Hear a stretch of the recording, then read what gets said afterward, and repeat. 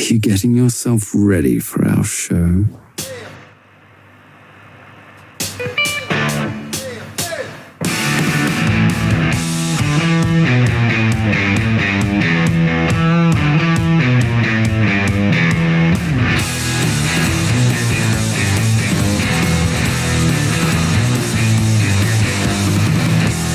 All right, everybody, Jigs and Bigs, it's Tuesday. It's time for another show, guys. We got a good one. We're back in the regular sort of setting that we record this show. None of this multi-time zone bullshit going on. We're here. Deal with it. It's going to be great, everybody. We got great stuff to talk about. I got the kayak back in action. We're going to talk about that. Had a couple of crazy trips out this week. I got to get some stuff off my chest. I know Shawn has had a week. Joe has had a week. It's just been absolutely insane. And there's talk about consequences for a big boat tournament that these two gentlemen are taking part in. And we want to kind of make things interesting. So we're going to talk about some of that because last week we got some of you involved with it. You don't want to miss it, guys. This week we've got an interesting one in just a tip for you. We're going to be talking about finding new spots, scouting things out, and figuring out doing it the right way. And also lots of technology that you can use. Plus, in Bait of the Week, we're not talking about specific baits, but we're talking about a couple of brands as an example and kind of the way people get sort of like, I say, butt hurt when it comes to these brands specifically. I posted something to test the waters, and the internet delivered big time, guys. We're going to go ahead and have ourselves a great show. Grab yourself something delicious to enjoy. We got more Jigs and Bigs goodness coming up right after this.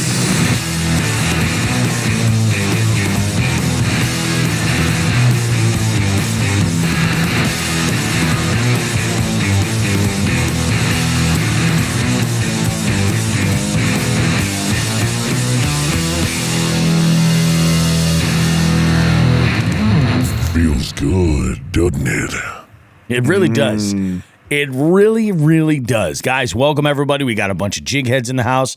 I know we got Benny Outdoors. We got Chrissy Fishing. We got Biggest Nickus in the house. We got Mike Mariani. We got Lauren from Three Bells Outfitters here. Lauren, also, thank you again. Thank you so, so much for your assistance in getting my favorite green plastic boat back on the water again. It was a good week. Gentlemen, how are you guys? Doing good. Very good, man. Very, very good. It's been an interesting week. Let's get right to it though, guys, because as we learned in the pre-production meeting, Joe does have a very early morning tomorrow, so we're gonna get moving here. I'm gonna jump right into my week because it was bananas. So after recording the show on Monday while I was in Vegas, that was our last day in Vegas. We had an entire day to kill at the resort we were staying, and we spent it in the movie theater. So I had mentioned in last week's show that we had seen Evil Dead Rising, which is awesome. It was great. Mm-hmm. Really, really enjoyed it. But we saw Guardians of the Galaxy Volume 3, which was a really good movie. We saw that on Monday. I enjoyed it. It was an enjoyable, fun movie. I don't know how the big time Marvel fans are gonna feel about it and everything, but it was pretty solid. And then we were like, oh yeah, so we'll watch a movie, then we'll grab something for dinner. Well, we didn't exactly do the planning right for time, and we ended up seeing another movie immediately afterwards. We saw the Super Mario Brothers movie. How was that? It was fun. Like, some people are all worked up about it. Like, there's a storyline it should follow or something. But I'm like, it was fun. You know, I didn't love initially when they announced what the casting was for some of the voices. I will say, I think they missed an opportunity. They had Sebastian Maniscalco voice, I forget the character's name, but he's like a side character who shows up. He's sort of like a bully in like the real world that bullies Mario and Luigi. And anybody who knows Sebastian knows his voice would have been the perfect one for Mario. 100%. Like, absolutely. Like, it's definitely, his accent is way more Chicago than it is New York, but we're talking about a video game character. It would have been a better fit than Chris Pratt. You know what I mean? Chris Pratt was fine. I think that Jack Black as Bowser was fantastic.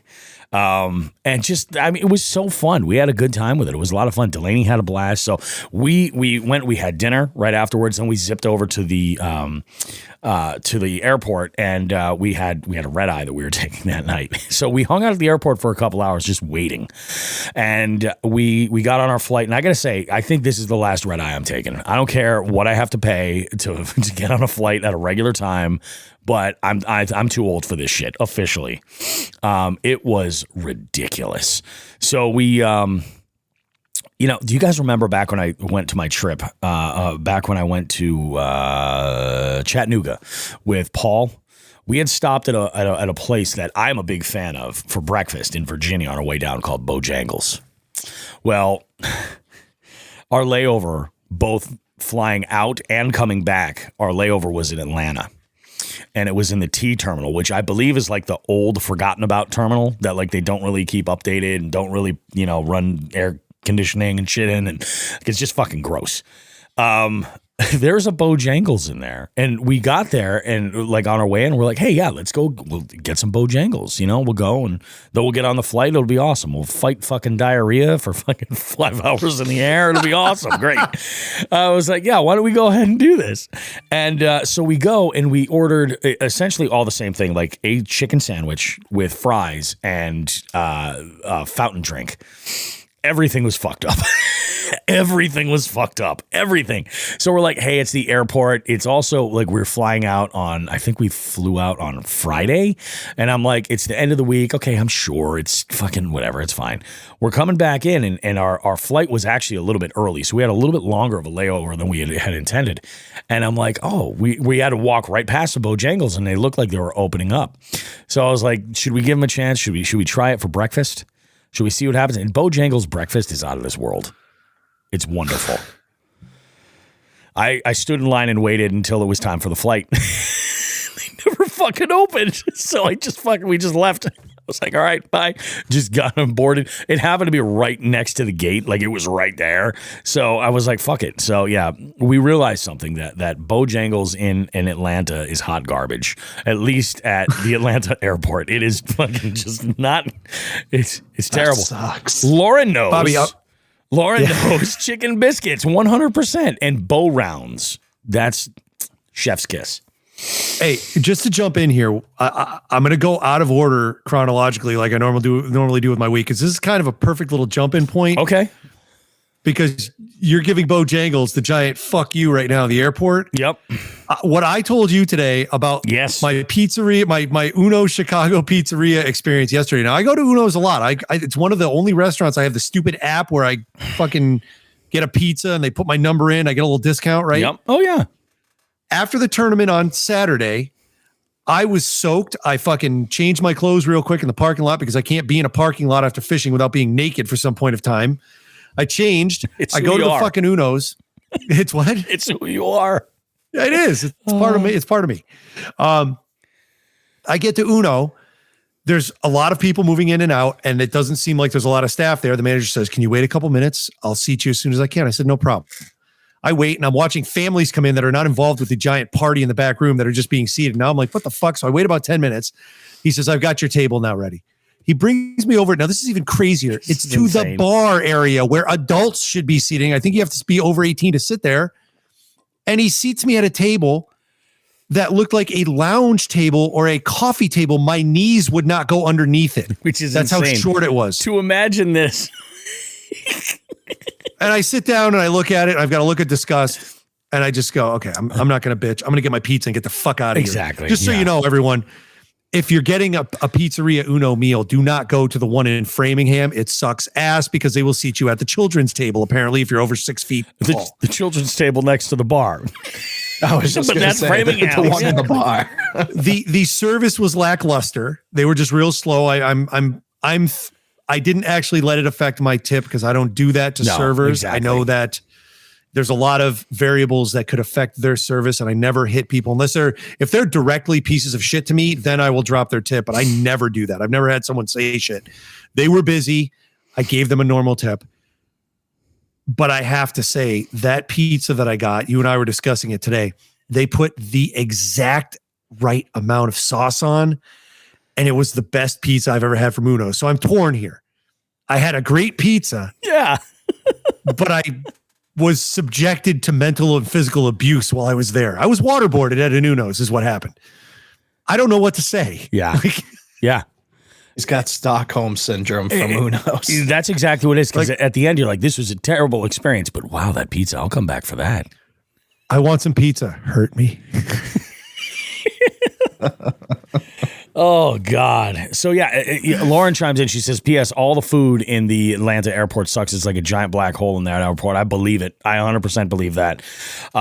It was ridiculous. So we got home Tuesday morning, like 9 a.m., and I was just toast. I was just fried. I laid down, I think, about 10 a.m., and I woke up at like 3. Now, I had planned in advance to get a lot of my prep work done for the week. So all of my trivia games that I had going on this week, and I had a bunch. I had a short week because no Monday game, but I had an extra game at the end because I did an event last night for the Chicopee lacrosse team, which was awesome. They were unbelievable. Wrong button. They were unbelievably cool. And so we had a good old Chicopee shit time at the Moose Club, and it was fun. We had a good time. So I was smart, and I got all this work done in advance because I knew I was going to be a waste of space on Tuesday. I get to my Tuesday trivia venue, and I'm just like, I'm like, okay, we got to fake it. We got 25 teams. It is crazy in there. It is packed. I'm putting on the show. Everything's awesome. Finish that game, come home, eat dinner, and I passed out, and I slept better than I did the entire trip. Anywhere. It was insane. I slept so good. In fact, I think that morning, that was Wednesday morning, I think my daughter drove my youngest to school. So I didn't even have to get up and do that running out the door. So I got to sleep in, which was nice because I had a message from Lauren earlier that the parts for my kayak, for my landing gear from Boondocks had arrived and I could come down and get them. So I came down on Wednesday, took a nice drive down to Three Bells Marina and took a visit. And I got to tell you, man, they got a lot of shit going on at Three Bells right now. A whole lot of stuff going on. Still have some amazing freaking boats available. I'm always in awe every time I'm in there. But so I got my parts and I came back up and the installation was just super easy. It was just the wheel assembly and the D-rings that hold them in, the pins. So I set it all up. Everything's great. I'm like, this thing is beautiful. I can't wait. So once I had all the parts in order, I had a conversation with Delirious because we were planning on getting out last week. At least once. He was on vacation. He takes a vacation, his birthday. Happy birthday, Delirious. I think we talked about this. He's 8, I think last episode. That's he pulled up to the ramp and he was listening to the show and he's like, I'm 8? What? So I brought him to one of my honey holes, and he's just been on a tear this week. He's been killing it. He went out almost every single day. I think the only day he didn't go out was maybe yesterday, and he has been on just great fish everywhere he's been. There was one day he was out with Andrew, Reeling in Life, from Hookset Hoodlums, and I guess it was a rough day that day. They didn't catch anything that day, or if they did, it was nothing of quality. But he had one hell of a day. This was that spot, Shawn, I had mentioned to you that I had stumbled across a bunch of bluegill beds up tucked in this one little corner, and I immediately was like giddy as a schoolgirl because I'll tell you, your boy. I'm living my best life in this multi-species scavenger hunt here. But I got to tell you, like, it's an interesting problem to have when you need to find these smaller species. I got to track down a perch, right? Which you would think would be simple. I have a couple of plans in mind for that. Just have yet to cross paths. But bluegill, any panfish, rock bass would take it. Absolutely. Crappie is another one. I just haven't crossed paths with any crappie yet. And I've been in some of the right waters, but I just have not hooked up with one.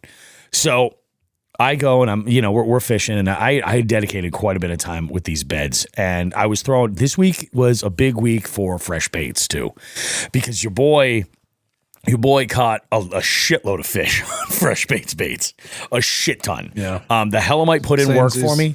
And Hellamite put in work for me. And I'll tell you what, man, I don't know exactly what color worm this is, because it's not a solid color. I got to talk with John and Tony and see, because this is one of the coolest looking stick baits I've ever thrown. You don't remember which one it is? I don't remember that because it's not on the bag. It's not on the label, but it's one of these ones where it's got like a green pumpkin and a black like swirl pattern. So there's black stripes that go along this bait, and then it's got so it's not motor oil. No, it's not. It's got like blue it's hard to see in like regular light, like just in sunlight. But once you drop it in the water. And you can see this whole pattern. It looks out of this world. It kind of looks kind of like a pickerel, kind of like a perch. Like, it's crazy, and it's got a lot to do with those stripes. And I'm like, this thing is freaking nuts. So I fished this one area with a drop shot and a Ned rig, and throwing helamites and stuff, and like these bluegill would just they'd mouth the very tail end of it, and, like drag it, and they just would not get the hook. So I said, all right, what had happened was I had hung up on a big branch and I had muddied up the water big time, just with all kinds of sediment. So I said, I'm going to leave this alone. I'll come back to it later. And we made our way down to the other side of the pond. And then I got a couple of thumps from what I think may have been a bedding bowfin. This was a bite that felt entirely different than the bass bite that I had gotten earlier. After this. And then it was also like not that type of bite like a pickerel at all. And this was all in the same exact spot. And I know that the bowfin spawn is this time of year as well. I've actually seen them spawning in this body of water. And so I go over and I put a little bit of time in there. I threw a variety of baits to see maybe if there was something that was just right. And I'd get a bite and it would run off and just drop it. I'm like, you got to be shitting me. So we go over now. At this point, Delirious had caught one of those bluegill while we were over in that one spot. He had caught one of those. He caught another 3 bass, I think. He had 3 or 4 for the entire day. I had gone over to one area with some submerged timber, and I was throwing around this Senko, and I hooked up with a nice 15. I think I used that to cull one of my smaller fish out of my NE5, is what I did. Which brings me to my first point that I don't know where, but I lost my catch board. I have no idea where it was, but remember the week prior I was bank fishing, and I obviously have pictures of it in the back of my truck. I was using the bumper on the back of my truck to put my board because I was just pulling up to the spot where I was fishing. So I know I had it there. I think I put it in the truck and I don't know. Maybe I was moving some of my gear for work and it fell out and I didn't notice it or something, but that board is MIA completely. Now, thankfully, Delirious is like, dude, I got you. He's like, I've got multiples that I'm not using. I'm going to hook you up. So I said, okay, sweet, awesome. And then Paul came through for me in the interim and hooked me up with his Catch Carbonite board. And I was just writing my my identifier on my hand as a go-to. Well, over at this one body of water, I had caught that one fish. That was it. Done deal. Well, we wrapped that day up. I had some stuff I had to do in the afternoon. I take off. The next day, I decide I have some stuff I have to do around the house as far as catching up on some work stuff, just basically replying back to people, emailing, phone calls, stuff like that. And then once I got all that stuff squared away, about 11 a.m., something like that, I decided I was going to take a ride out to Congamon Jr. And knowing full well that I was going for, like I said, perch, crappie, bluegill, rock bass, all these smaller species. So I'm armed with Ned rigs, drop shots, and of course I'm armed with other stuff as well. I stopped counting, but I'll bet you this was somewhere between 23, 24 fish in total. It was ridiculous the amount of fish that I caught over there. But every single one of these fish, and this is not something I've run into before, were absolutely useless.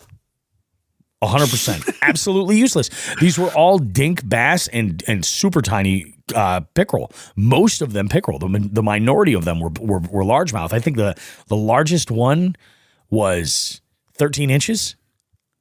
And everything else was underneath it. I was like, God damn it. I was like, if this pond isn't really living up to its reputation right now, I don't know what the hell is. It is bananas.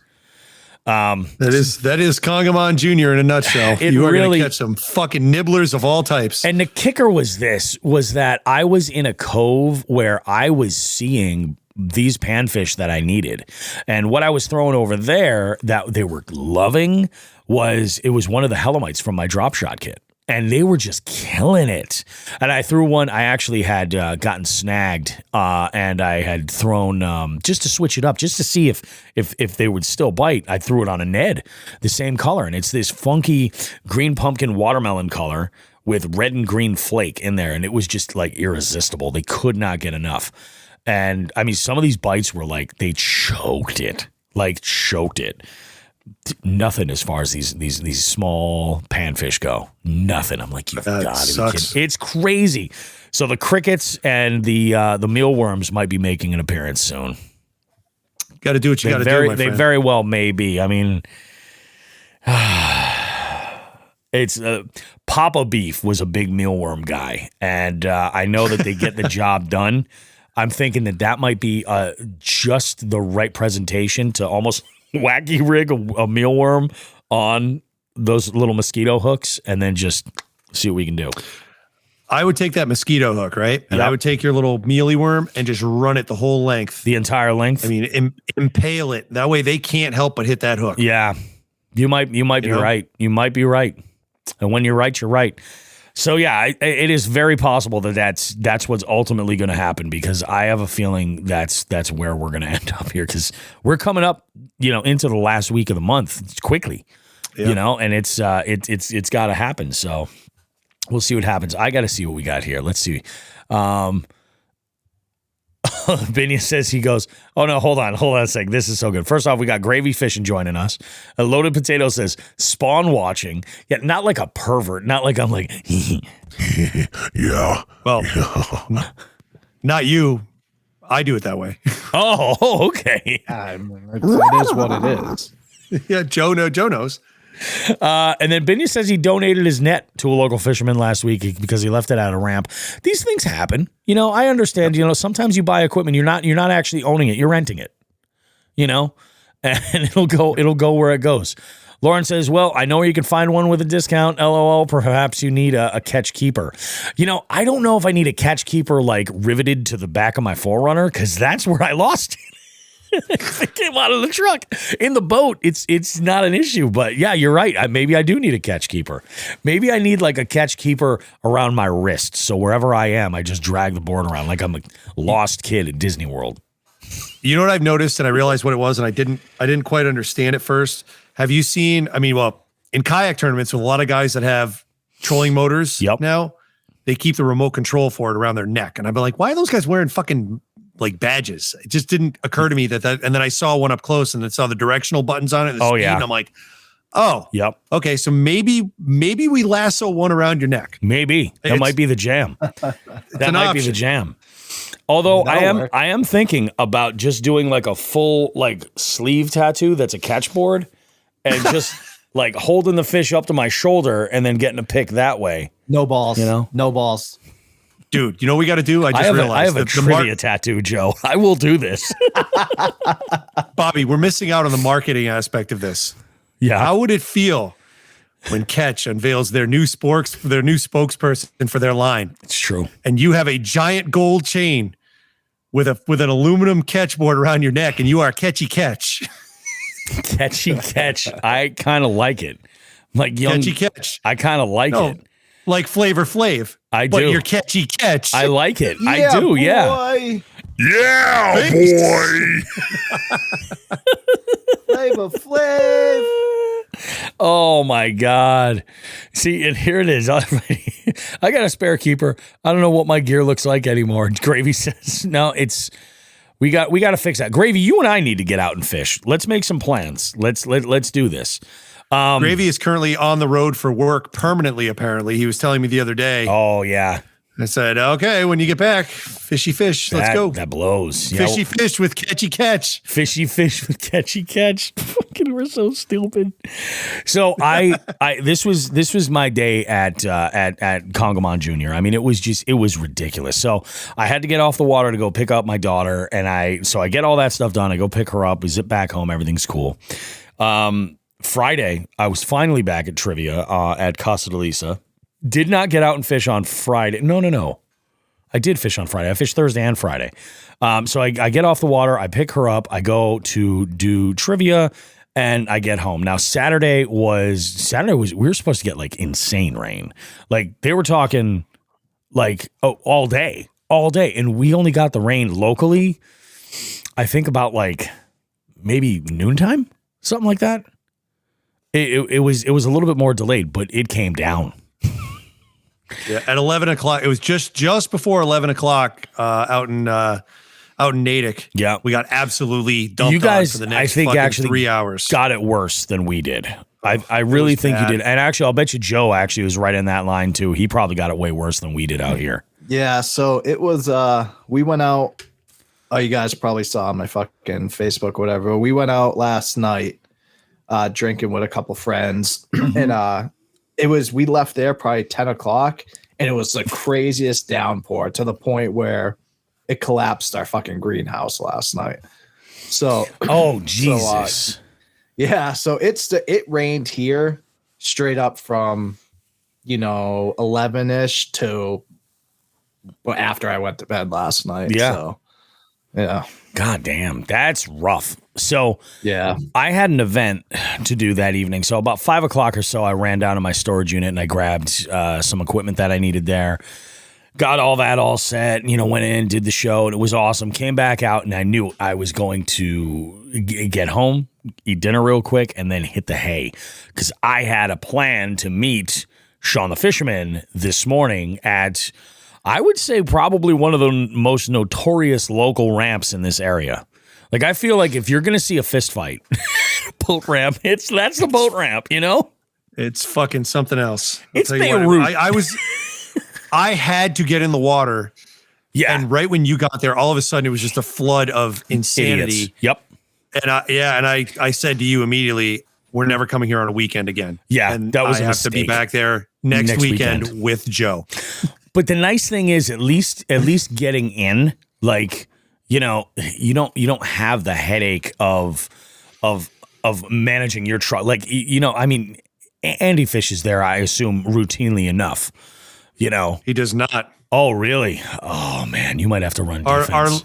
Our local in our circle that spends a lot of time there is Mr. Jakes. Yeah, Tim does fish up there quite a bit. Between Congamon Senior, between those two.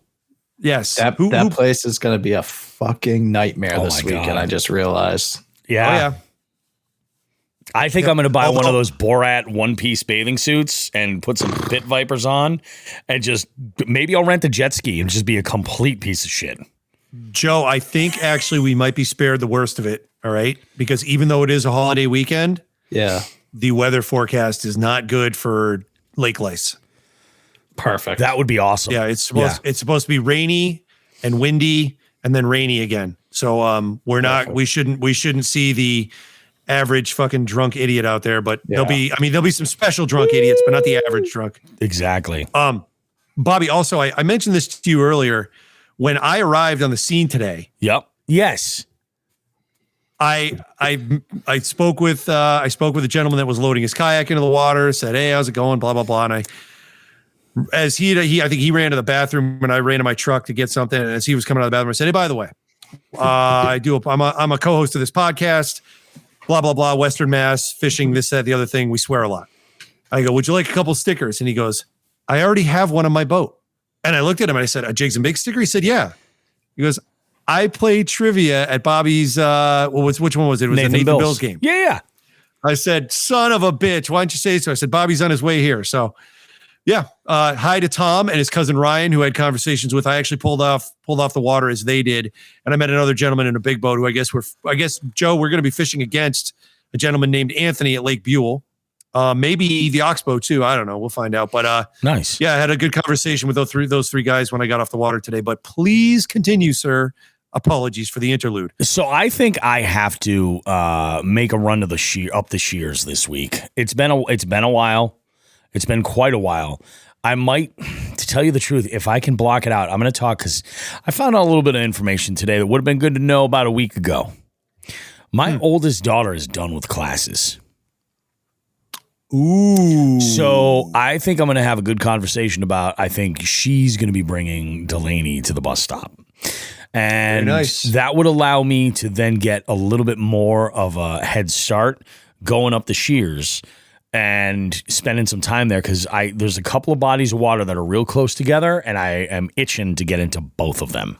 One of them more for big bass, the other one more for multi-species. But I kind of want to get into both of them, and I figure it'd be cool to drop into one, fish for a couple hours, go over to the other spot, fish for another 2 or 3 hours, then call it a day. Who the fuck is this guy? I would never do this 2 years ago. You guys realize this? Like, I love it. In 2020, I was never the guy that was like, yeah, I'm going to go to as many spots as I can. I thought about pulling out of Oxbow today when we were fishing and going to another one of my regular haunts. But I was like, nah, so much water here that I haven't covered. I'm just going to put the extra couple hours in here. And you stuck it in. You stuck it in 3 hours after you stuck it in. Jesus Christ! You stuck it out 3 hours. Don't stick it in, for God's sake. You stuck it out for 3 hours after I left, because I left at about 10:30 to 11. It was crazy. It was crazy. Yeah. Chrissy, did you guys do the river run, or did you stay in the lake? We stayed in. We stayed inside. Yeah. It was freaking nuts. Joe, today, because of the rain, it was the water wasn't up, but it was pushing pretty good. Like yeah. It was crazy. So that was my day today. I caught absolutely nothing, except I got some nice color on my legs, but I'm not going to show you guys that. It's pretty good. I feel sick on Friday, Bobby. Let me know. Okay, there you go. Perfect. I love it. Because I haven't been up this year. Yeah, I haven't. So I think I'm due. I definitely think I'm due. So that was my week in a nutshell. And here we are. It is Sunday. We're recording. Everything's good. How about you guys? How were your weeks? Yeah, so I was absent last week. I apologize, everybody, for that. They talked about a little bit. It was air show time at my base, and it's a fucking nightmare of 16 plus hour days. And with my job that I do, it's even worse. But Joe, we had a conversation about this last week, and I tried to describe some of the shenanigans that go on. I heard it. Did you nailed it? Did you do a FOD walk, and what was the biggest item somebody found?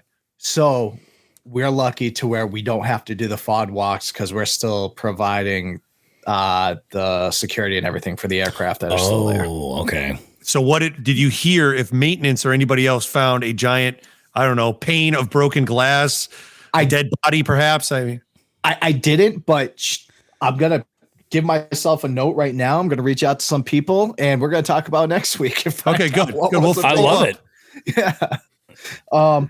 But no, so so I went back Monday. We had to do all the cleanup, all that bullshit for our stuff. And then I went in Tuesday, and then I took the rest of the week off. I was like, you know what? Fuck it. I'm taking the rest of the week off. I'm going to do some fishing. So Tuesday evening after work, I actually went and pre-fished for my Wednesday night league, because there's really no cutoff. So I went to Lake Lashaway, which is, 1.5 miles from my house, because that's where the Wednesday night league was. I went in there, and I actually brought Emma with me, my 4-year-old, but you guys know I fished that place a ton. And, oh yeah. I could not find, I was finding them, but I couldn't get them to hit anything. It's the most frustrating shit. I was going to all my spots, and I was doing all my search baits, I was throwing the kitchen sink, and then something told me, and I go to all my spots, and you guys know I run live, and I'm seeing them there. I know they're there, and they're not. The smallies were on beds. The smallies that were there were for sure on beds. I could see them, but the largemouth weren't. They looked like they were still staging. They weren't on the beds. The females, and I'll talk about that, but so I'm sitting there like, what the fuck do I throw? So I start throwing, even like the Neds, I was getting hits, but they weren't really committing to it. Yeah. And so I throw on a wacky rig.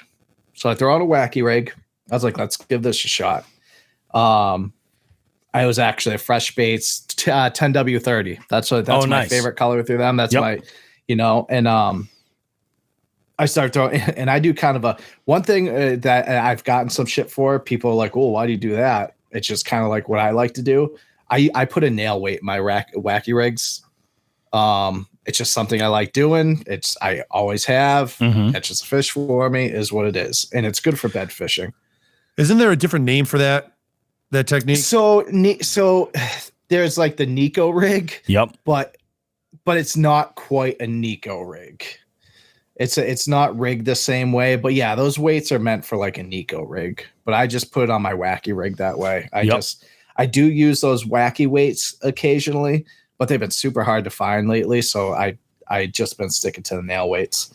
But so anyway, once I saw those fish that were a couple feet off the bottom, started throwing the wacky rig, and it was just one after all those fish I couldn't get to bite just started hitting. And I went to all my normal spots, and I saw that there's multiple fish, so I would just catch. Obviously, I didn't want to blow the spot, so I would catch one, know that there's more there, let it go to the next spot, see if this is what they're hitting. Yep. And sure as shit they did. So I fished for another hour or two, hit all my spots there, ended up pulling fish. I got some. I mean, I was catching female. I knew they were females, and they weren't bloodied up or anything yet, and that's how I knew that they weren't sitting on the beds yet. I mean, they're still fat and whatnot. But I did catch a couple. I did get a couple smallies on beds with a Ned rig with a Hellamite, and that's how I knew that they were on the beds. Oh yeah. But yeah, so I called it a day there. We went. I took, like I said, I took Wednesday off. I kind of prepped the boat, charged it, all that bullshit, and I went back out for my Wednesday night league. I won't say how that went quite yet, but yeah, we caught fish. we kind of cleaned house. I mean, it was just one after the other. My That's partner awesome. and I. Yeah, we were just nailing them all day. I mean, smallies, largemouth. Did you fish with Ryan again? Yeah. Nice. Yep. So he's Nice. my Wednesday night partner. Yeah. Yep. So I fished with him. We unfortunately that league actually had Quinn Sig last week, but because of the air show and shit, I unfortunately couldn't do it. But yeah, so I'll talk about that in tourney time. But so after that, we went to I fished. Fuck, what was it? It was Friday. I fished Friday. Went out to Quabog, and I didn't catch one fucking bass. Not one. Wow. And that's like one of my spots. That's what exactly. Yeah, and like I was like all the spots, and the crazy part is I wasn't even marking them in the spots I usually do. So shit. And it was super super windy, so I couldn't I couldn't like sight fish to see if they're on beds and stuff. Just because the amount of wind, I couldn't see anything. But so what I ended up doing, we did the run right down the White's Landing. I come back again. I had Emma with me again, so went to one of my crappie spots and just let her catch a few crappie.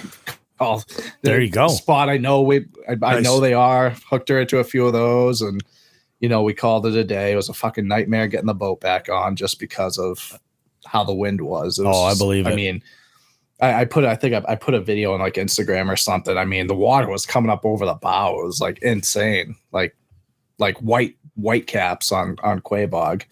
But nice. the river wasn't terrible, but still windy.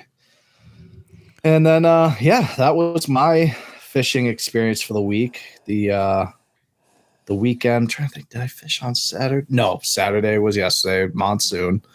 And then shit around the house today. Yep. Trying to rebuild a new fucking greenhouse. Yep. One that's a little more sturdy, made out of wood, not one of the, Amazon specials that, every single pole looks like a fucking corkscrew now from They're held together with like bungee cord inside. They just snap together. Yeah. So if you're making this one out of wood, was the last one made out of grass? And when this one goes over, you're going to make it out of brick or what? Yeah. You've got pigs, Joe, don't you? Well, I don't have pigs. Who do we know that has Not pigs? Not anymore. They got taken out this weekend. Yeah. So funny part. So again, the Brown farm over here. Yep. Farmer Brown. We have we have Who the fuck is Farmer Brown? Who the fuck is Farmer Brown? yeah. Live scope. Do you know anything about Farmer Brown? Farmer Brown has yet to yield a profiting crop or dispatch any livestock. Fair enough. I was figuring he was going to be inferior, but we took it in a whole different direction. Is it heavy? Oh, don't worry. I Farmer unintentionally dispatched lots of livestock last night. Unintentionally. Well, yeah, that's oh God. Oh, That's right. so, it's not you that has I'm just gonna pigs. say it. So we ordered turkeys. So one big thing we love having turkeys, and you can't get them. So you can get the kind that you strictly just eat for Thanksgiving. You have to literally kill them after a year because that's how they're like genetically modified, whatever. We didn't want those again. Yeah. We wanted like a couple pets. Natural turkeys. Yeah, We didn't want those natural. again. We were growing phalanges out of our thighs. Yeah. So, so I ordered those, and you can't get them locally. So I want to say it was Iowa that I ordered these ones from. Figures. And they come in the mail. They're like, oh, they look good. We know we have chickens, turkeys, ducks. Like we know how to fucking do this. So we do it. We set them up the way we always do. And this morning I go down with Emma. And I was like, yeah, we'll go check on all the birds, whatever, because we have a ton of babies down there, ducks and shit. So we use like a rabbit hutch as our like brooder. Mm-hmm. So I opened the top and I was like, oh, a bunch of them are still sleeping. I like lift up the heater and the fucking more than half of them are dead. So she's like, my 4-year-old's like, oh, how are they? I'm like, close the lid real quick. I'm like, oh, everything's fine. Everything's good. Everything's good. They're just asleep. Yeah, they're just sleeping. Let's go back upstairs real quick. And I go to Meg. I was like, you're not gonna fucking believe what's going on downstairs right now. And so that was my morning nightmare today. So Emma sucks, man. They're still sleeping. Yeah. You know, Yeah. Play that until you Be can't. hungry. Yeah, they're hungover or something. I don't know. You know how these turkeys are from Iowa. They go out to the VFW, they tie one on. Yeah. $3 shock tops are not good for them. Yeah. So it sucked because these things are only, a couple days old. So I'm like, fuck. And but so funny part when the greenhouse collapsed, we had How was that funny? Because we had a batch of the baby ducks in there. Oh my God. So I'm like, we need to stop. Like the first thing I was like, oh my, because it was all the rain. Caused this. So I was like, we just managed to drown ducks. Like, are you fucking kidding me right now? That's crazy. So luckily we went down there. They were fine. They were just That's like, good. what is going on? Oh, I'm sure they were. They were gone. So so that was my weekend, and in a nutshell, in my Farmer week. Brown is definitely inferior. Oh my God, Meg is so fucking stressed out now because she's like, we killed these turkeys. I was like, no. I'm sure on the way here. Yeah, I'm sure that's what happened. That they're, shipping. You never know. Yeah. Oh man. Yeah, the mail guy was probably like shaking him. He was coming off like a 4-day fentanyl binge, and he's like, just shaking the box. Like, what's inside this one? Here's your turkeys.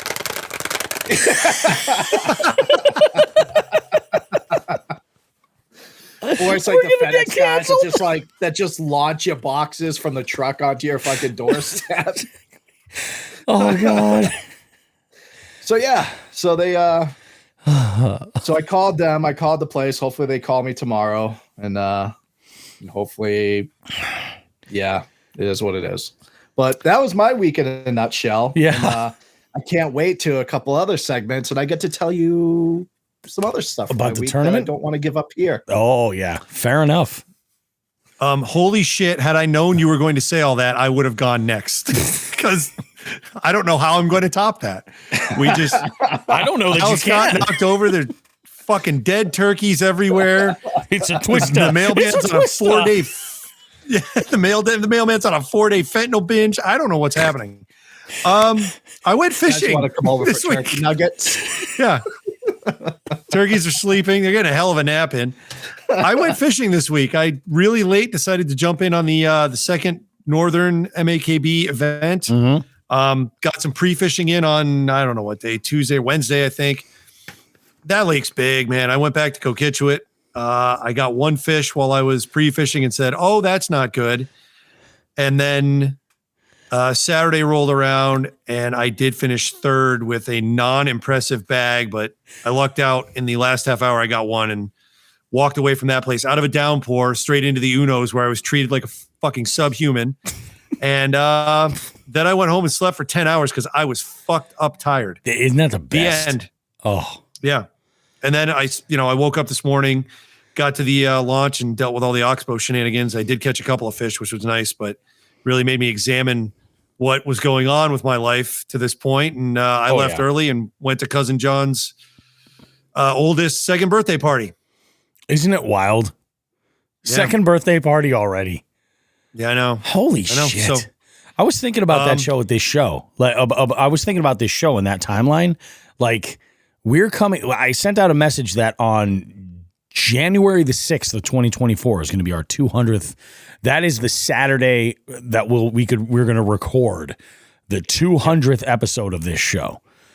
I've never done anything for this. Like, I haven't been in bands for 4 years. You found the right bandmates. That's my what I'm friend. saying. Yep.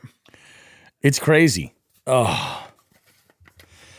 You got anything else you want to throw in here, Shawn, for your week? No, do you want me to? Well, maybe. Do you want me to tell everyone about my dream? Yeah, it's pretty fucking funny, dude. So in my 10-hour stupor, and no, I did not have any sleepy medicine. I didn't need it last night. I was fucking out on my feet. I have this dream where I needed technical support on some fishing issue. And I called fishing technical support, and someone answered the phone named Bruce Haley. Hi, this is Bruce Haley. I'm your technical support. How can I help you? And Bobby, you and I never worked with anyone at Bernie's named Bruce Haley. I double-checked you this morning. Yep. I don't know where the name Bruce Haley came from. So good old Bruce Haley answers the phone in my dream and says, oh, okay, I understand what you're saying. And I'm thinking the whole time in my dream, oh, yeah, this guy worked at Bernie's with me and Bobby. We're good to go. I know Bruce Haley, but I never told him we worked together. And Bruce Haley on the phone says, let me check into that issue. I'll get right back to you. And there's pause while I'm on hold in my dream. And Bruce gets back on the phone and says, how did you get this number, you fucking pervert? And I said, Bruce, it's Shawn. I worked with you and Bobby at Bernie's in like 1996. And he goes, oh, I remember you. And he helped me solve my problem. That is how my mind works. I'm just as scared as all of you are. And I don't know who the fuck Bruce Haley is. How did you get this number, you fucking pervert? I've been waiting to do that all day long. So I told you this morning, and you, as you could tell, shit yourself in your kayak laughing because it was pretty good. You're like, what the fuck are you talking about? I'm like, I don't know. This happened. Oh, it was just insane. Oh my God. We went through the whole roster too. We're like, there was a Bryce and there was a Dwight. Bryce. Yeah. And I was thinking about a dude, Dwayne, not Dwight, Dwayne. That's what it is. A dude named Dwayne. He could be a Bruce Haley, but no, he wasn't. He was Dwayne. What the fuck is going on? Getting old sucks.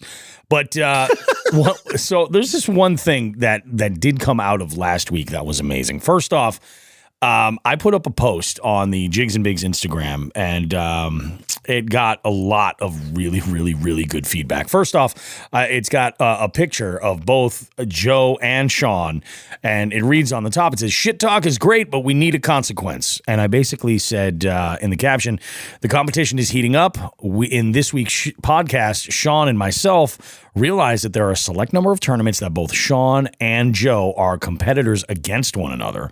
Comment what you think the loser should have to do. We'll take our favorite ones and talk about them on the show, and we'll let the jig heads weigh in for what we should do. Now, get creative. Now, ultimately, we kind of know what we're going to choose already. I just kind of want to review some of these because the creativity level is fucking ridiculous, and the depravity level is also. Some of these are way over the top. And there's no way we're ever going to select these because, again, like I'm not looking to get canceled. But this is what it is. But before we get into it, I want to play the song. Sucking on a chili dog. Sucking on a chili dog. Sucking on a a chili dog. Sucking on a chili dog. Sucking on a chili dog. Sucking on a chili dog. All right, that's enough of that. But There will be some chili dog sucking on Saturday. there will be chili dog sucking for sure. So Lockwood was the first to jump in here. And he goes, and of course, Lockwood, you're going to hear from a couple of times in here because he put a couple of different ones in here. But he goes, if Shawn the Fisherman wins, then Swamp Rat Fishing gives him a handy. If American Bet Fishing wins, Swamp Rat Fishing gives him a handy. If it's a tie, Swamp Rat is the pivot man. And so I comment and I go, I like where your head's at, my friend Lockwood. I like that. Shawn says hard pass. He then says jigs and bigs. I don't. Swamp Rat chimes in and says always pivoting. And then Lockwood just loses himself laughing. Wild Bill Fishing didn't provide a consequence, but apparently loves this idea.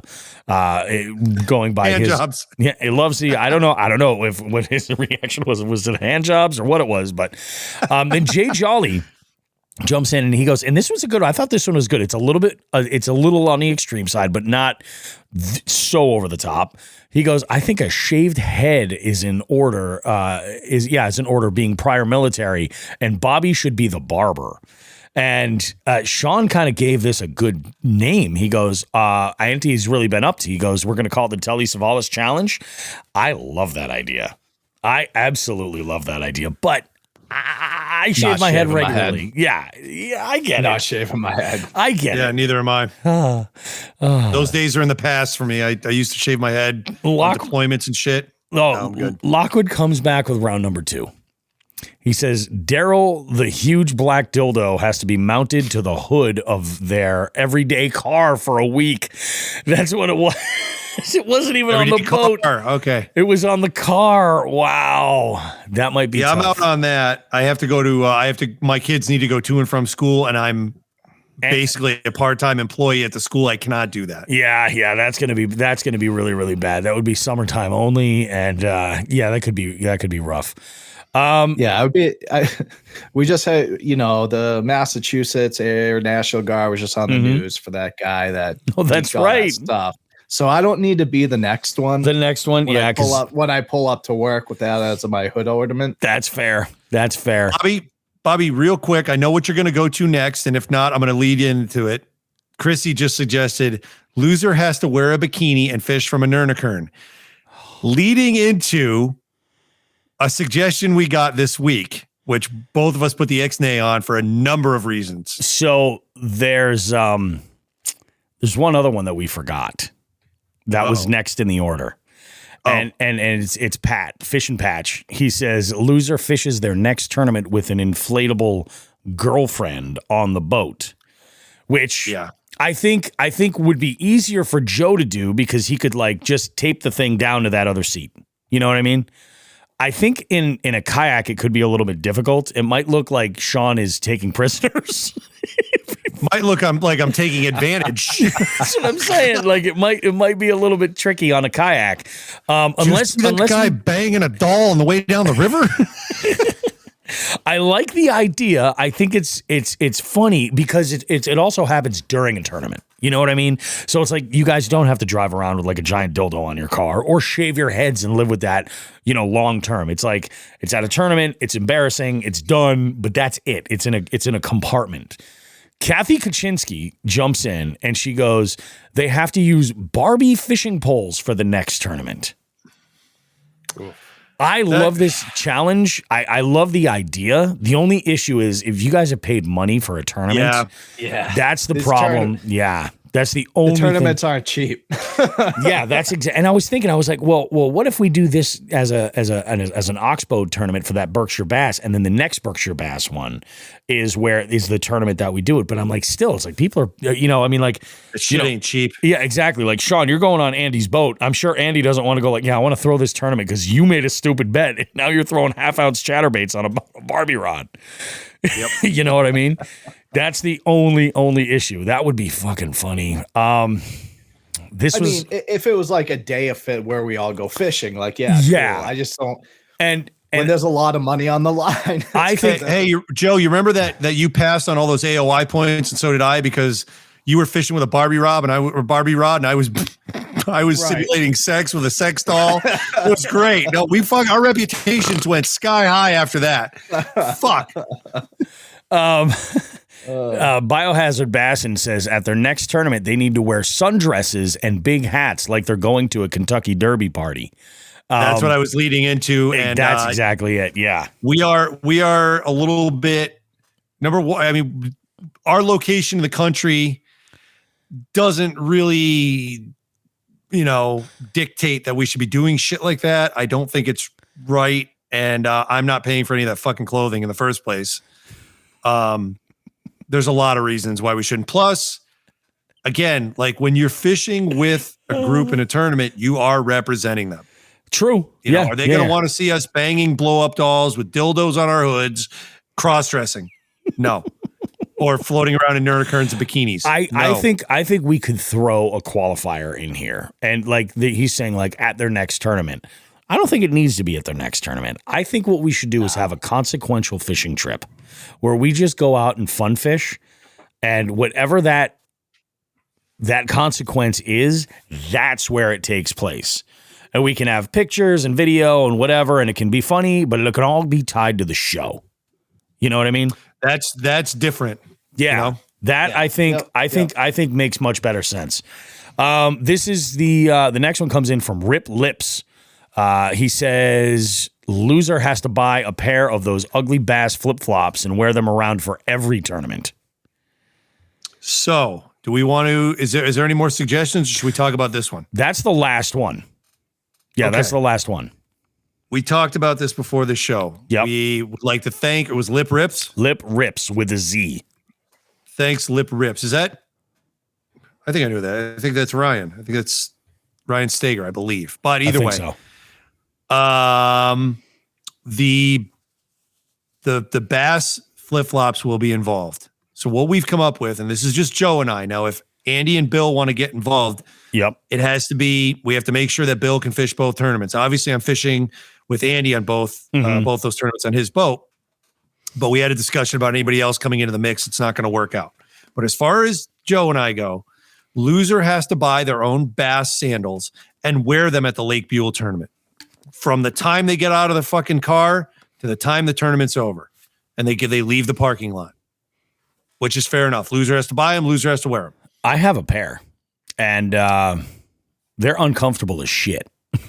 Yeah, well, good. Then we're gonna fish at Lake Buell with some shitty fucking shoes on. I know that sounds like it's an easy consequence. It's not.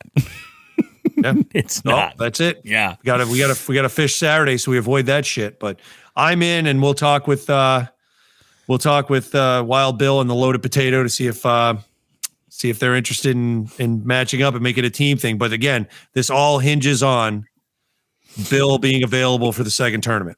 Because if he's not, then Andy's not. This is either a partners thing or me versus Joe. We're not we're not going to do that. So we'll see how that goes. But yeah, I like it. Rip Lips, thank you. Yeah. I think it's solid. Idea. I think it's solid. Didn't involve dildos, hand jobs, cross-dressing. I'm pretty psyched with that. I do like the Barbie rods. I think that's good, but I think personally, we could just do that as a fun fishing thing, like draw straws. Anyway, yeah, Lauren's been basically begging for that for a couple of years. We can possibly work something out with Three Bells on that. Shark fishing. We'll go shark fishing, and we'll use Barbie rods. Yeah, it'll be awesome. It'll be awesome. We'll figure something Keep those turkeys. We'll chum with them. Yeah.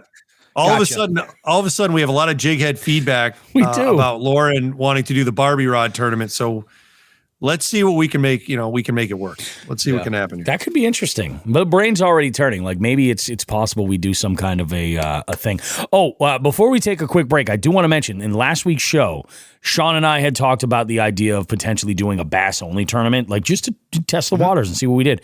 The feedback from you guys was amazing. I have never gotten so many DMs from folks that were just like, yes, let's do that. Let's go ahead and do it. Let's get a bass tournament so Shawn and I have some details we're throwing around to come up with a way to kind of make this work.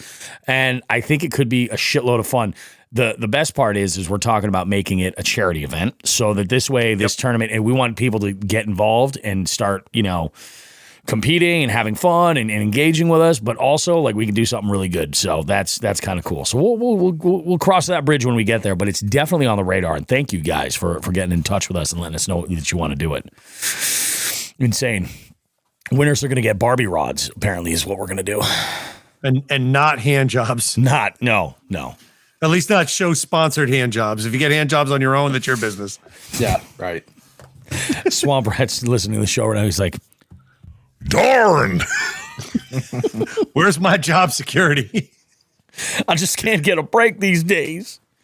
Oh my God. Okay. I think that about does it for segment 1 of this show. We're going to take a quick break, guys, and get back around.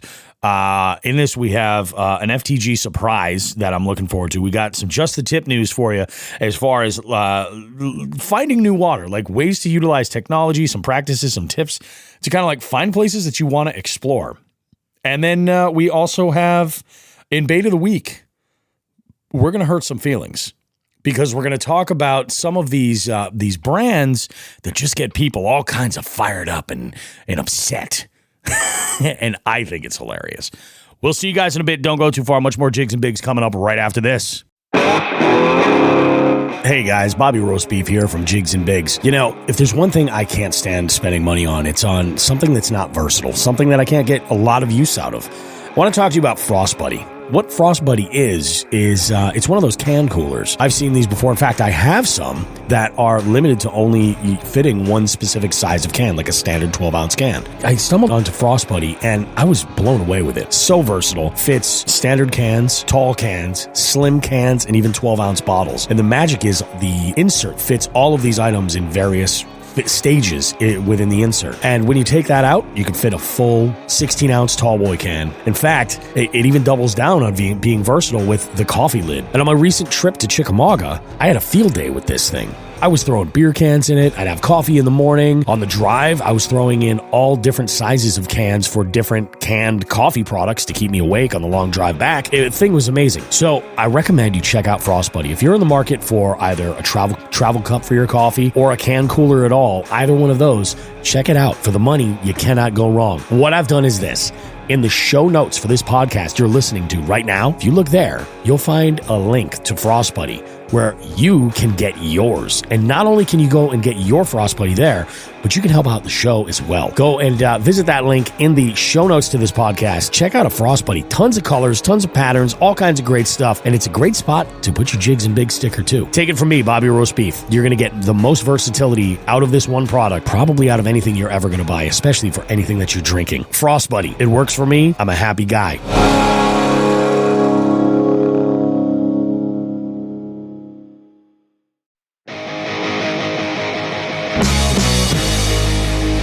Jigs and Bigs wants to take a moment to say thank you to our partners for helping us continue to push the limits of our fishing adventures and bring you amazing long-form content. For all your premium kayak needs, we partner with Three Bells Outfitters, located along Smith Cove in Niantic, Connecticut. Three Bells is your go-to location for kayaks and accessories from Hobie, Native, Bonafide, Jackson, Yakutak, Naqua, Boondocks, Burley Pro, and many more. Financing options are available to upgrade you and your kayak fishing experience. White glove delivery service is also available. Visit 3bellsoutfitters.com for more info, and don't forget to tell them that Jigs and Bigs sent you. When it comes to high-quality polarized sunglasses, we've partnered with Torres. They provide stylish sunglasses in a variety of frames that are light and fit comfortably on your face.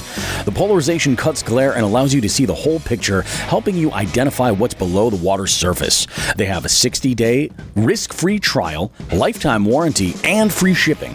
Plus, you can save yourself 10% with the code JIGSandBigs10 at checkout. Visit Torrege.com to check out their selection. That's www.torege.com. Again, we cannot thank our partners enough for their support. Please consider supporting them and supporting the show in the same process. Thanks.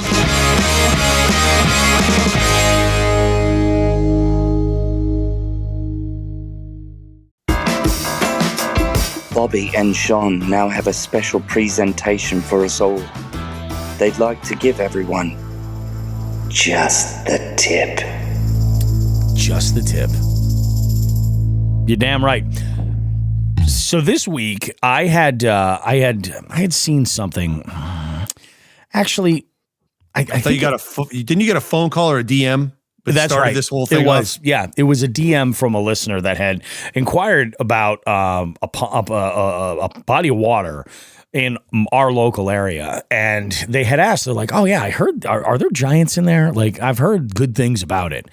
And I know somebody who lives on this body of water, and I was just like, "Dude, there's no public access to get to go and fish it. Like that's the issue. It's a private lake, you know." I said, so that kind of sucks right there. And it got me thinking, I'm like, a lot of people are using technology to find bodies of water, and they just kind of make this open assumption that they can go and get, to this body of water. And there's lots of tools that we have that really kind of open the eyes. Like this specific body of water I'm talking about, lots of people would never even know it's there because it's surrounded by houses. Like you would never even see the water from the road. So you would have to look at a map, or you would have to look around and see something like that. And I think that's what it was. And I mean, I understand mistakes can get made or something, but now we have some tools that can really kind of help you get along. And I mean, Google Maps is a great place to start, but there's so much more that you can do. And that's what we want to talk about here. Some of the tips for finding new water, as far as technology that you can use to do it, to figure it out. And also like, when is a good time to do it? So I actually want to start with that. When is a good time to scout new water? I have always thought that doing this in the winter was the best move, primarily because you're taking time out of your regular routine to kind of do fishing related stuff, but you're not fishing. So if you were going to be on the water and fishing, do this in the winter where you're like, or those transition periods as we get into winter. So, that's where I'll go and I'll be perfectly honest with you guys. A lot of times what I do is I will take my phone in my truck, hot cup of coffee, and I will go on like Fish Brain, okay? And what I'll do is I'll just add a bunch of my own waypoints in advance of places that I want to hit. And then what I'll do is I'll just go and I'll use basically my maps for directions. I'll just get directions to that waypoint, and then I'll just kind of drive around that area, kind of get a grasp of what's going on. I'll get out and walk around if I can. Now, again, what am I looking for? I'm looking for signs that say no trespassing. I'm looking for signs that say private property. I'm looking for signs that have parking instructions for, hey, no parking on this side, or you can park here, or, anything like that. I'm looking for all of the pieces to put together. And then once I come up with an idea, then I might move that waypoint to a different list, and I'll say, this is my access spot. This is where I can get in when it's, whether it's for the kayak or even just bank fishing. I'll go and take a look at that. So doing this in the winter is good. Plus, it gets the leaves off the trees, which lets you see a lot more than you would normally. Once those leaves fall and you're able to kind of like see what's going on, you can kind of get the layout of the land of like, hey, is this sketchy? If I want to go and access a little bank send here or something like that, it's something to kind of consider. So I think do it in the winter when you're not interrupting your fishing and you're not interrupting, but make notes in advance. Hey, I want to hit these spots. So I will say this with FishBrain as technology. There's a lot of great stuff that you can figure out about a body of water, but there's a lot of stuff with FishBrain that is bullshit. And when I say that, I just mean that users will enter like the wrong species of fish for catches that they put or something. So if you're looking to see what's in a body of water, look at the pictures of what they're actually posting. There's a lot of times where I'll see something and I'm like, there's smallmouth here? Okay. And I'll look and I'm like, that's a largemouth. And I'll make a comment. I'll be like, hey, bud, this is a largemouth. Sometimes they even change it, Sometimes they'll put pictures not in the wrong lake, location. Yes. Wrong lake, and wrong species. Yep. Exactly. It absolutely can happen. So take that information with a grain of salt. But as far as the map settings go and finding bodies of water, that's a great place to do it.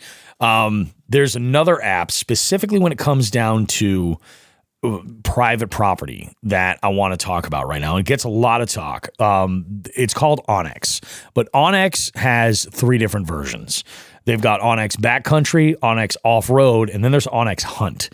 The one that I think would probably fit best for anglers is Onyx Hunt because it lays out so clearly the private property.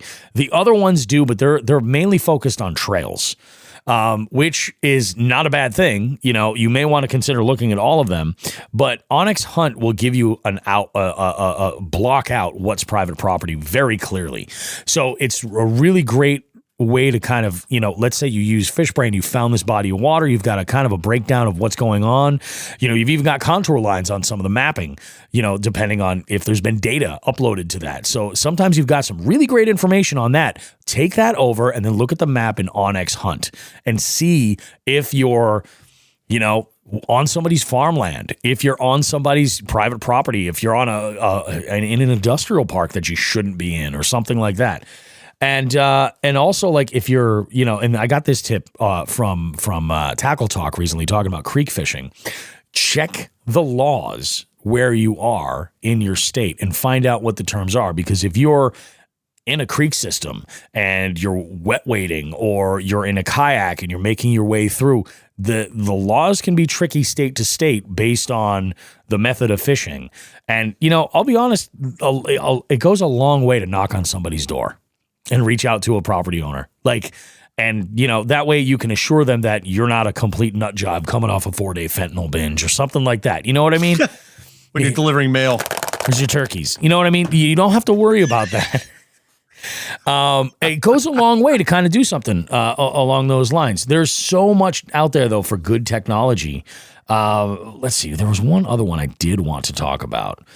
Bobby, while you're thinking about that, one step that I like to throw in, especially as a tournament director, to make sure I'm on the right track, and this will help out anybody looking to find new bodies of water. I can speak for Massachusetts and I can speak for Connecticut. You can go on to their state pages and they have a list of accesses they maintain. So if you are looking at a lake and you are unsure if it's public or private, that might tell you. If it's not listed, there's a chance it might be private, or you might have to do further investigation. Yeah. But I'll happily say, when you spoke with the person who contacted you, the body of water they were looking at was the one I live on. And we all know how I feel about that because it's private. I don't even fucking fish it anymore because I can't fucking fish in a private body of water for all these tournaments. So it's a waste of, I have really nice property on a fucking lake that I can't fish for anything competitive. So I think I occasionally fish it in March and November if the weather's nice, but and I'll ice fish. But it's more like just for a fun trip. It's private. I can't use it for tournaments. And that's the other thing to keep in mind too, is that sometimes just Googling these bodies of water you'll get a shitload of information. You know, there's a website, I think it's called the Northeast Paddler.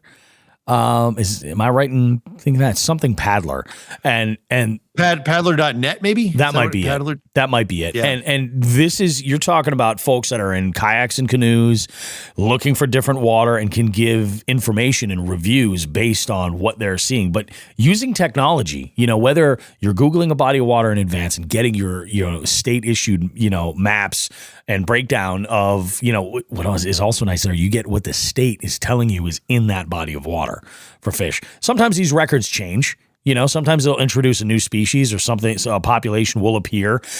You know, since those documents were initially released or something, but it gives you a place to start. As Shawn likes to say, it gives you a baseline. You know, start with that. Utilize, you know, your apps like, you know, FishBrain. You can utilize, and there's so many of them. There's some that are river focused. There's one that I've been tooling around with a little bit that's called On Water. And I think it's primarily focused on, it's got some lakes like Lake Quincy is on there.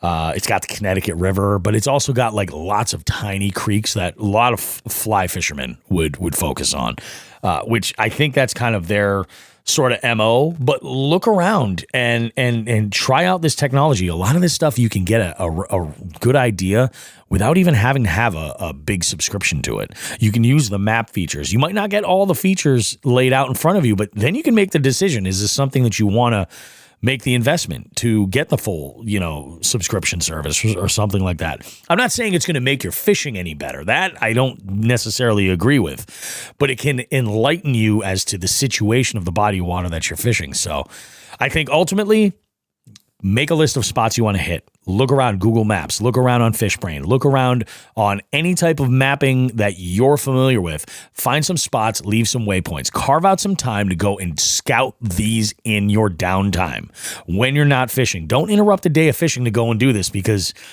at least in my knowledge, like there's an 80% failure. I'll find a body of water and I'm like, okay, so that's not going to happen. But sometimes I'll find something that's really fantastic and, utilize things like Onyx Hunt or just a search engine to find out if it's a public body of water, if there's public access, what the story is behind all that so that you're not encroaching on somebody else's deal and potentially putting yourself in either a situation legally or even like quite literally like a dangerous situation in some of these instances, And with my experience with that Hunt on X, do you remember I had to use it this winter? Yeah.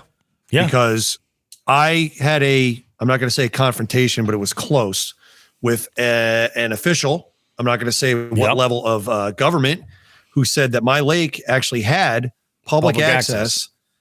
And I said, fucking since when? And he let me know there was a survey that was done. I could find no record of survey. So I went on a hunt on X, which is going to reflect any surveys done recently, as long as they're put in. Yep. Within, I think Nelson had said, I talked to Nelson about it. He had said that they were, Hunt on X is usually good within 6 months, so I went through that. I looked at every fucking property line around this lake that I live on and couldn't find any sort of public land, nothing. And I said, okay, this guy's going to come back and I'm going to fucking call the cops and I don't give a shit because he's trespassing. That's exactly it. Yeah. I mean, and the thing is that like when you're using this kind of shit, keep in mind, guys, too, that the internet is only as good as the data that's been updated to it. You know what I mean? So there's going to be things that may potentially change. But I'll tell you what, let's say you're at a body of water and you've looked into it and you're like, hey, I've got public access here. I can go and access this body of water. And then some angry homeowner comes over and I'll tell you what, it changes the conversation. If you go, I am so sorry. Let me show you what I saw on my phone. And this is what is telling me that there's public access right here.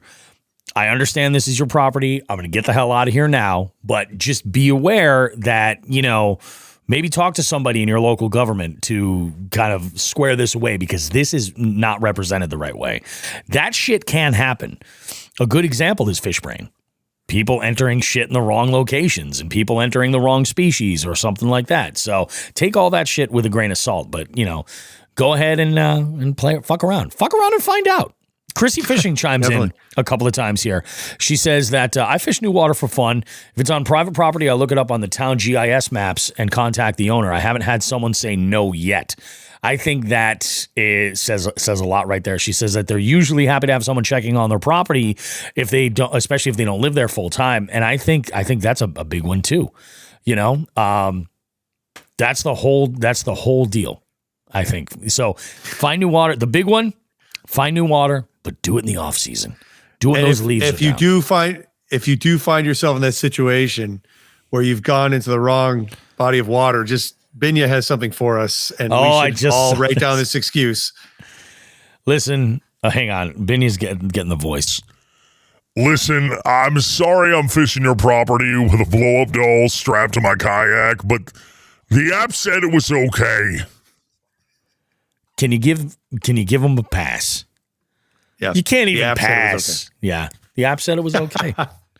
I'm just out here with this blow up doll, doing stuff. I think it is. It's about time that we find out this big mystery, and I hope Joe's ready.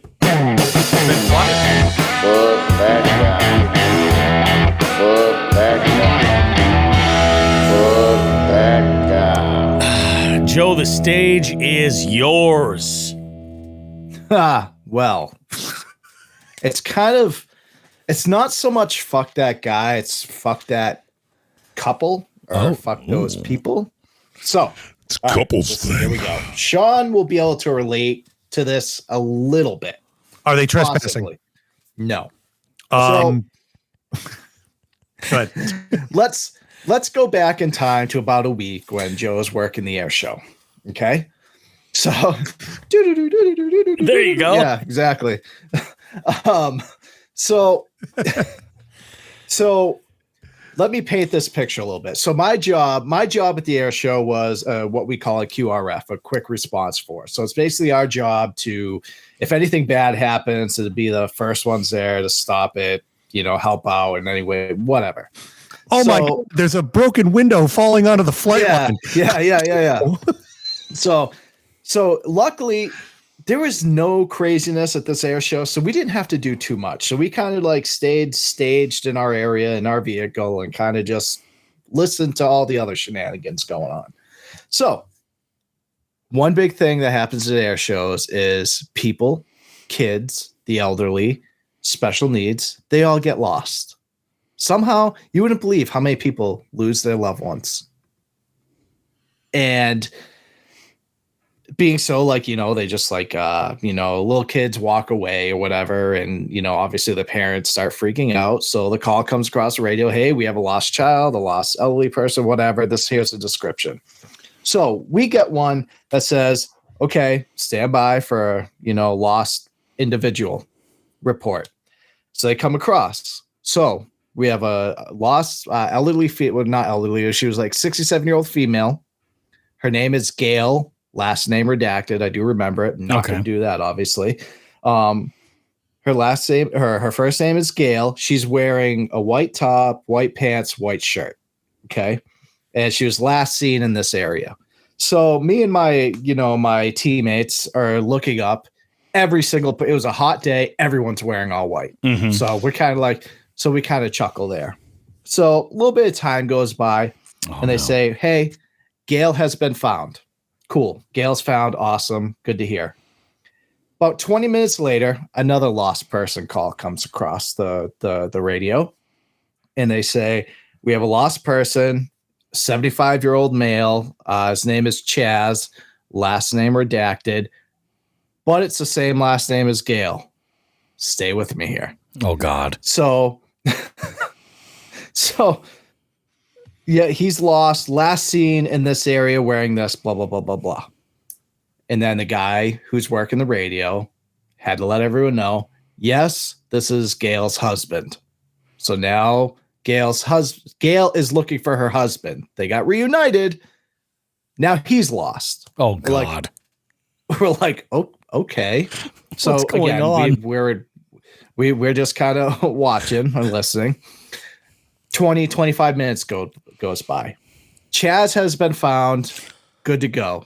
Reunited. Awesome. Okay, cool. Stay with me. It's not over. It's not over. Around a half hour later, we get a call. We hear over the radio. Yep. Be advised, missing female.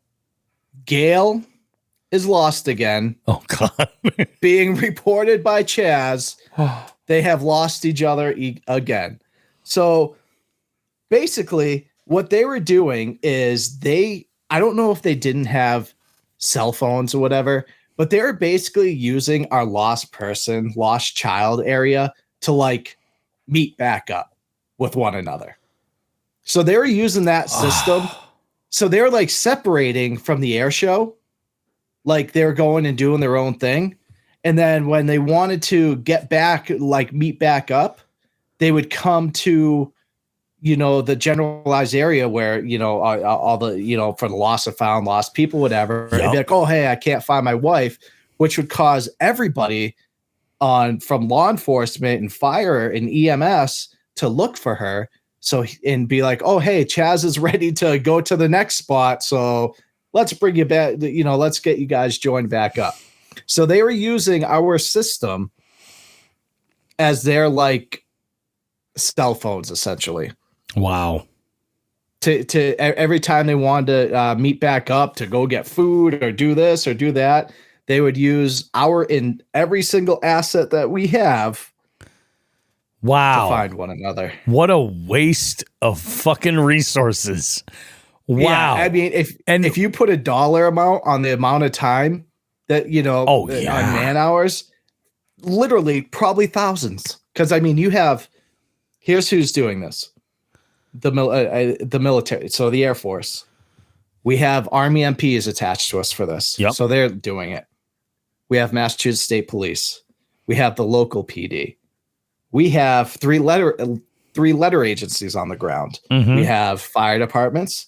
We have EMS and everything, and all these people get on deck to go help fight. Like, it's all hands on deck to go. Fucking Gail and Chaz. So 3 times within an hour and a half or 2 hours, I would say. Oh my God. They're using our assets just because they didn't want to keep looking for one another through the crowd.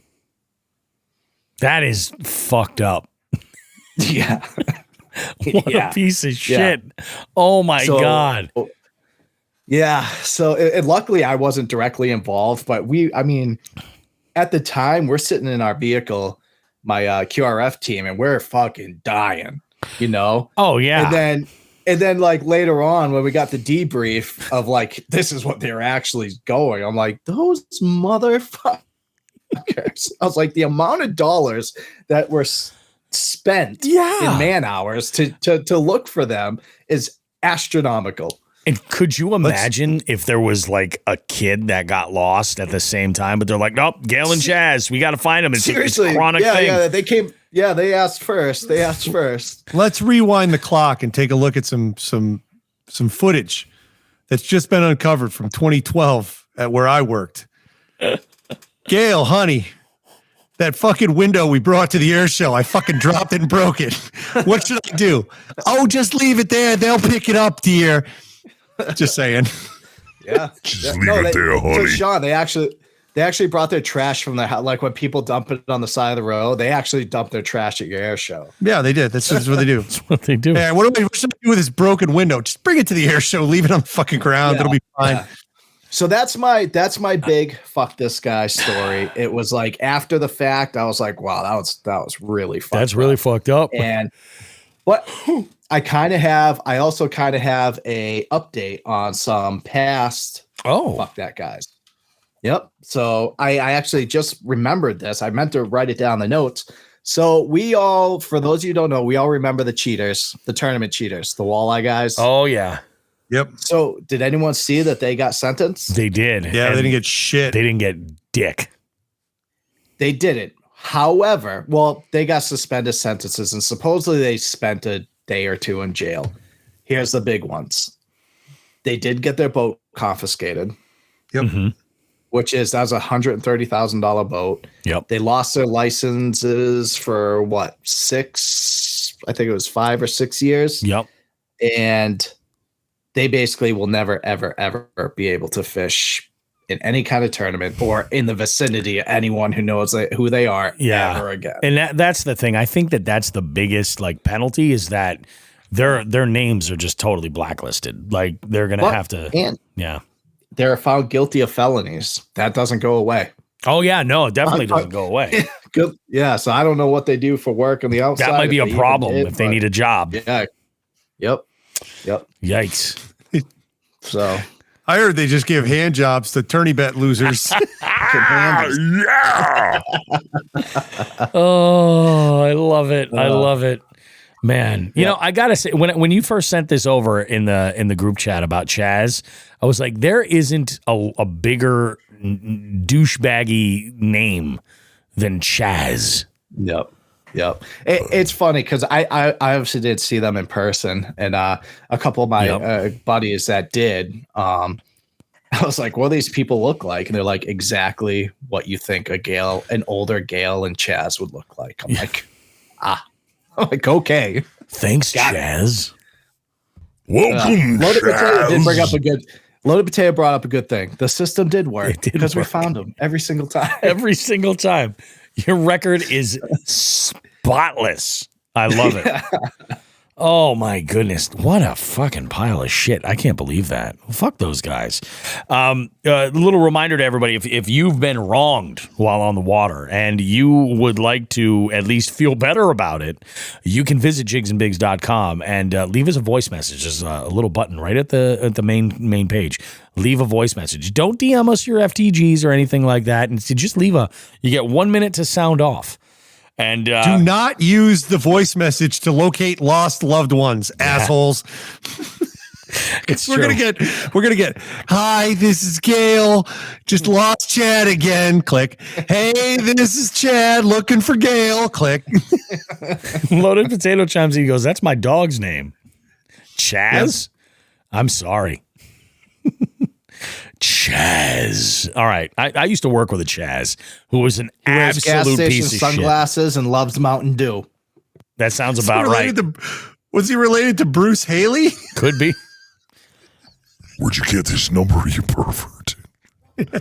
Chaz, put your pants back on, you Mountain Dew drinking motherfucker. I need some help. Tech support looking for Gail. Can't find Gail anywhere. This is gonna we're gonna talk about something where the internet just freaking delivered. It's just a couple of comments, but there's a couple of comments that I want to throw out there that are great. And this is a weird segment to put this, but Jigs and Bigs, bait of the week. So earlier this week, I had found a reel on Instagram that I wanted to repost. And the gist of this reel, it comes from some like early 2000s comedy show, like living in like San Diego or some shit like that. That's what this show is all about. And it's just these like early like 20 somethings that are like not really adults, just like entitled white kids like in this neighborhood, kind of living out their thuggy sort of fantasies a bit. And it's this scene where there's a guy and he is looking at a baby who's somebody's got their baby at a gathering that they're all at. And the guy's like, "How come this baby keeps looking at me, dude? What, you want to throw hands? What's going on?" And he's like, talking shit to this baby. Well, Stoker Bassing had put together a reel where he puts a caption up at the top. It says, "When the Googans finally meet the Sixth Sense guys." And over everybody's faces, there are logos of various bait companies. One is Googan, one is Sixth Sense, one is Strike King, one is Zoom. Like, they're all over the place. Every time somebody has dialogue, and you guys can go ahead and check this out on our Instagram because I reposted this last week. It's very funny. And I posted a caption to this. I go, I feel like I'd love to have a discussion about this with Joe on the show sometime. We both have the same perspective too. I just think it might be interesting. And so Stoker Bassing had he had commented here. He goes, "I made this reel simply for the jokes and the laughs. I really had no idea it would stir up this much drama, but it does make it a little bit better. On the other hand, I don't understand the brand war at all. Both brands are well established and both have their pros and cons, but I just don't understand why people care this much over lures." My response to him was, "Yeah, very well put, dude. I'm with you too. Just use what it is that you like and don't worry about everyone else. Trolls are going to be trolls are going to troll though, and we appreciate the spike in engagement." Jay Jolly chimes in laughing. Most people just chimed in and said, like, "This is hilarious." I go and we get down a little bit further. Some people, "Oh my God, I love this so much." But this one kind of got me. Jay Henning Fish, right, commented on here. Sixth is a bunch of thieves. We all know it. Oh, hang on. He's got to get the boy. Sixth is a bunch of thieves. We all know it. Although Googan is a bunch of hype too, Strike King and Zoom are the OGs for a reason. Okay. It's like, so what does the fish give a shit about the OG baits? I'm just curious. I don't know. Maybe I'm missing something. So then we have another comment that goes in here replying to him, and he says, "Explain how they're thieves." He goes, "They have better baits than Googan." That comes from J Ortiz 7484. Jay Henning follows and he says to Jay Ortiz, "I know for a fact that Sixth Sense Fishing," oh, and he's tagging Sixth Sense in this. He's tagging Sixth Sense in this. Like Trolls like are gonna troll, just like you said. Exactly. He goes, "I know for a fact Sixth Sense Fishing requested samples of a product from a small local company, sent it overseas to be copied and mass produced. Go ask them. I know very little about Googan except that they are a newer brand on the market and has an ironic name." JRT says, "Googan stole all of their hardbait designs from Sixth Sense. All companies do it. Try and make them better and then paint designs. 6 cents put on their baits are wow, this goes fucking off the rails as far as like use punctuation, bro. All companies do it and try to make them better. The paint design 6 cents put on their baits are hands down better looking. They're wrong there, by the way. Soft plastics last longer than Guggen bullshit too. Jay Henning is back at the helm here to play defense. He goes, the kick is it's not even a bait. It's equipment product. What? Would be the same as ordering custom rods from Shimano with your logo on them under the guise of doing future business and then having them made elsewhere when you receive them. No mods or paint. But Bobby, I didn't see any of this. People actually fucking discuss this. This is why I shared it, was to kind of put a little light on it. This is real. This is insane. Wicked 96 SS says this is what realizing sixth is better than Guggen could dream of looks like. Austin Crawford 912 says Guggen is just hype, not terrible baits, but definitely better out there. And then this is great. It's totally pointless. I Fish for Free 5 says Guggen kids litter. Take your trash with you. Like, this is real, Shawn. Guys, this is all I can picture right in my head right now. Yes. So when I read these comments from people getting so worked up over baits, like I understand that, that's what trolls do. They do this, they drop this shit intentionally for things to blow up. I get it. But when I read like that guy, Jay Henning Fish, whatever, when I read his stuff, this is what I hear. And I'm going to do it in the voice. You fucking loser. Who out there actually likes step-sibling porn? You know what? You know that only the real OGs enjoy cuckold videos with big booty, unshaven Latinas.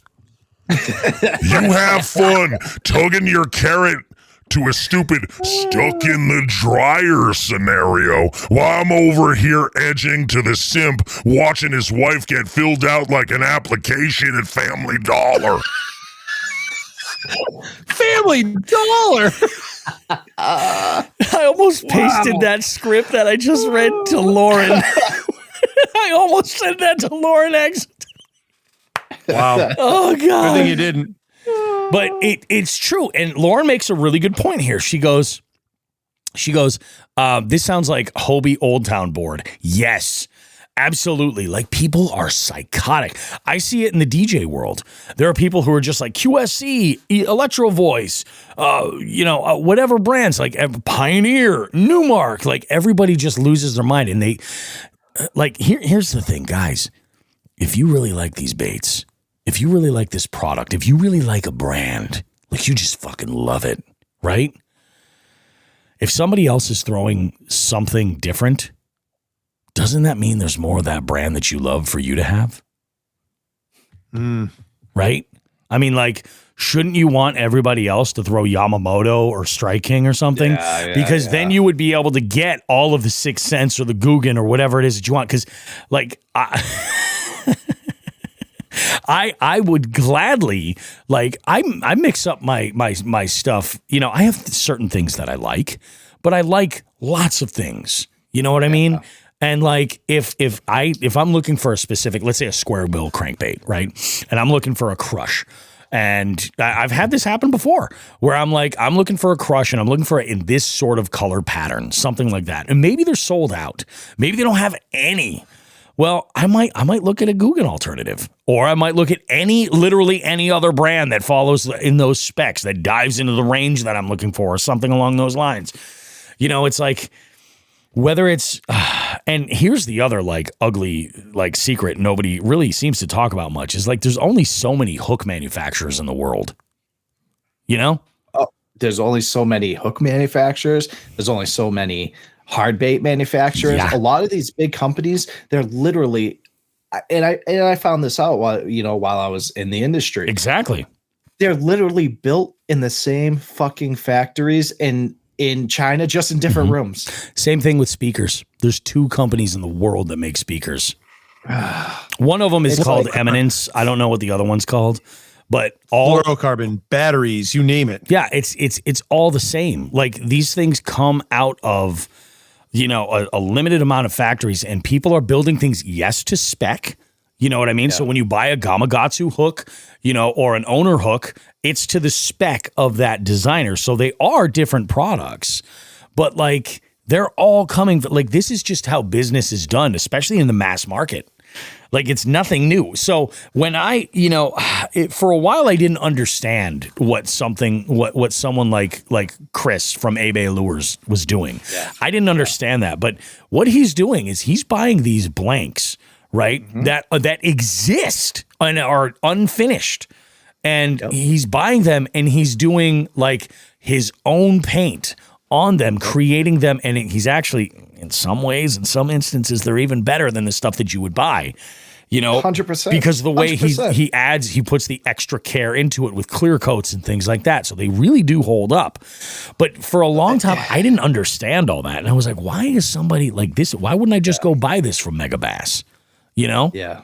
It's crazy. There's a lot to paint. There's a lot to it. Yeah. Yeah. I mean, it's so for instance, right? Think about how many soft plastic companies are out that are mass producing, right? Yep. Guess what? On the planet, there's right around a dozen factories that mass produce plastics. But think about how many plastic companies there are. There's no shortage. Yeah. Guess what? They're being made in the same factories at places. You know, I mean, other than those people that, you know, those small batch that are pouring in their fucking garage and melting with their microwave. I mean, they're all made in the same factories. Yeah.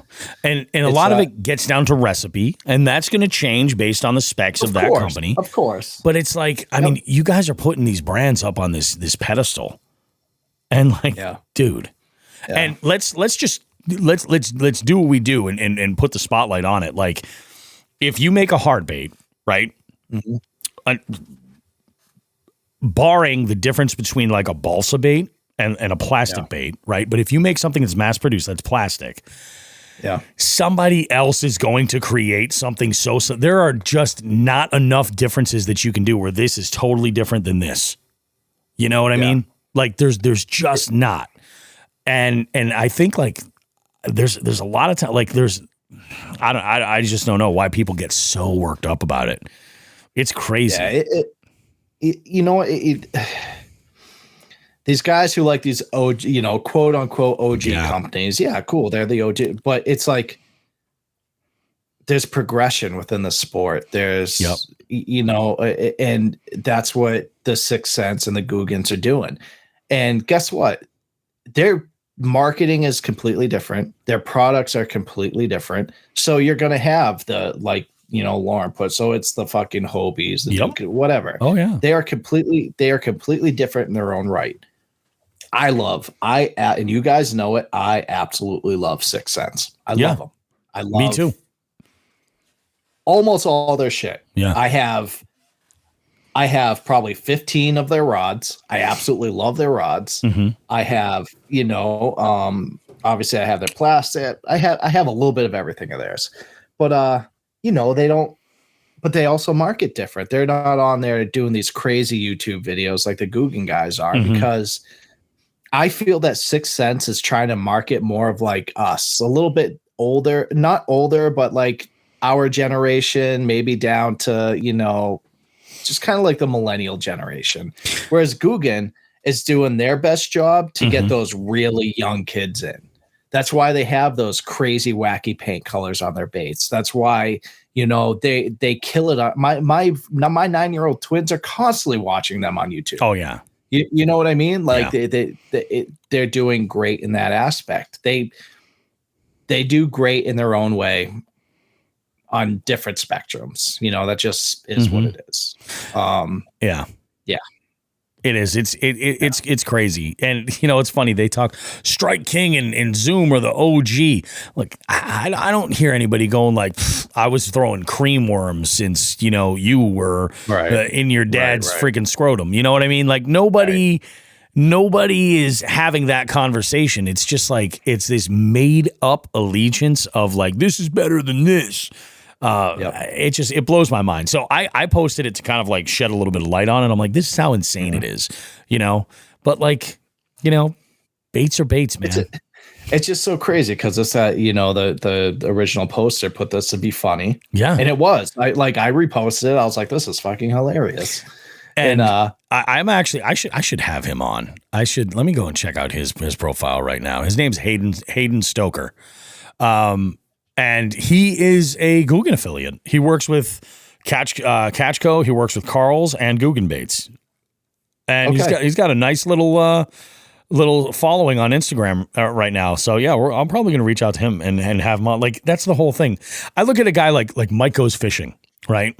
We've had Mike on the show before. He is a Sixth Sense affiliate. You know, he loves the products that Sixth Sense. That's fantastic. You know. They both offer what they offer to, and they both have what they think is their target demographic. Right. You know, but like you got to look at the whole span of thing. Lauren's chiming in. This is great. I'm going to go through her comments. She says, these are types of fights that used to happen in person. Now everyone can be a keyboard warrior. That's a fact. But doing all this shit on the internet, that's the only thing that's different. It's the same reason that we custom carve and paint duck wood decoys versus buying the plastic decoys. That makes sense. It's the same with firearms, the bow industries. It's no different. And it goes all the way down to diapers. Hell, to go more basic, bread, pasta, it's true. Like anything that you buy, something is better than this. You know, you use like Ford and Chevy, man. Ford and Chevy, you know, Coke and Pepsi. Yeah. Like, you drink Coke? Yeah. You're a fucking piece of shit. What are you, an idiot?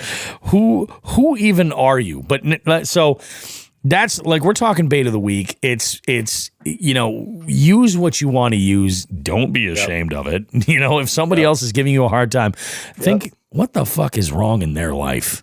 You know? Mm-hmm. LiveScope, what do you think about the Guggen Sixth Sense situation here? Sixth Sense superior, Guggen inferior. Oh my God. How could you? I don't see Sixth Sense offering a rattling Ned.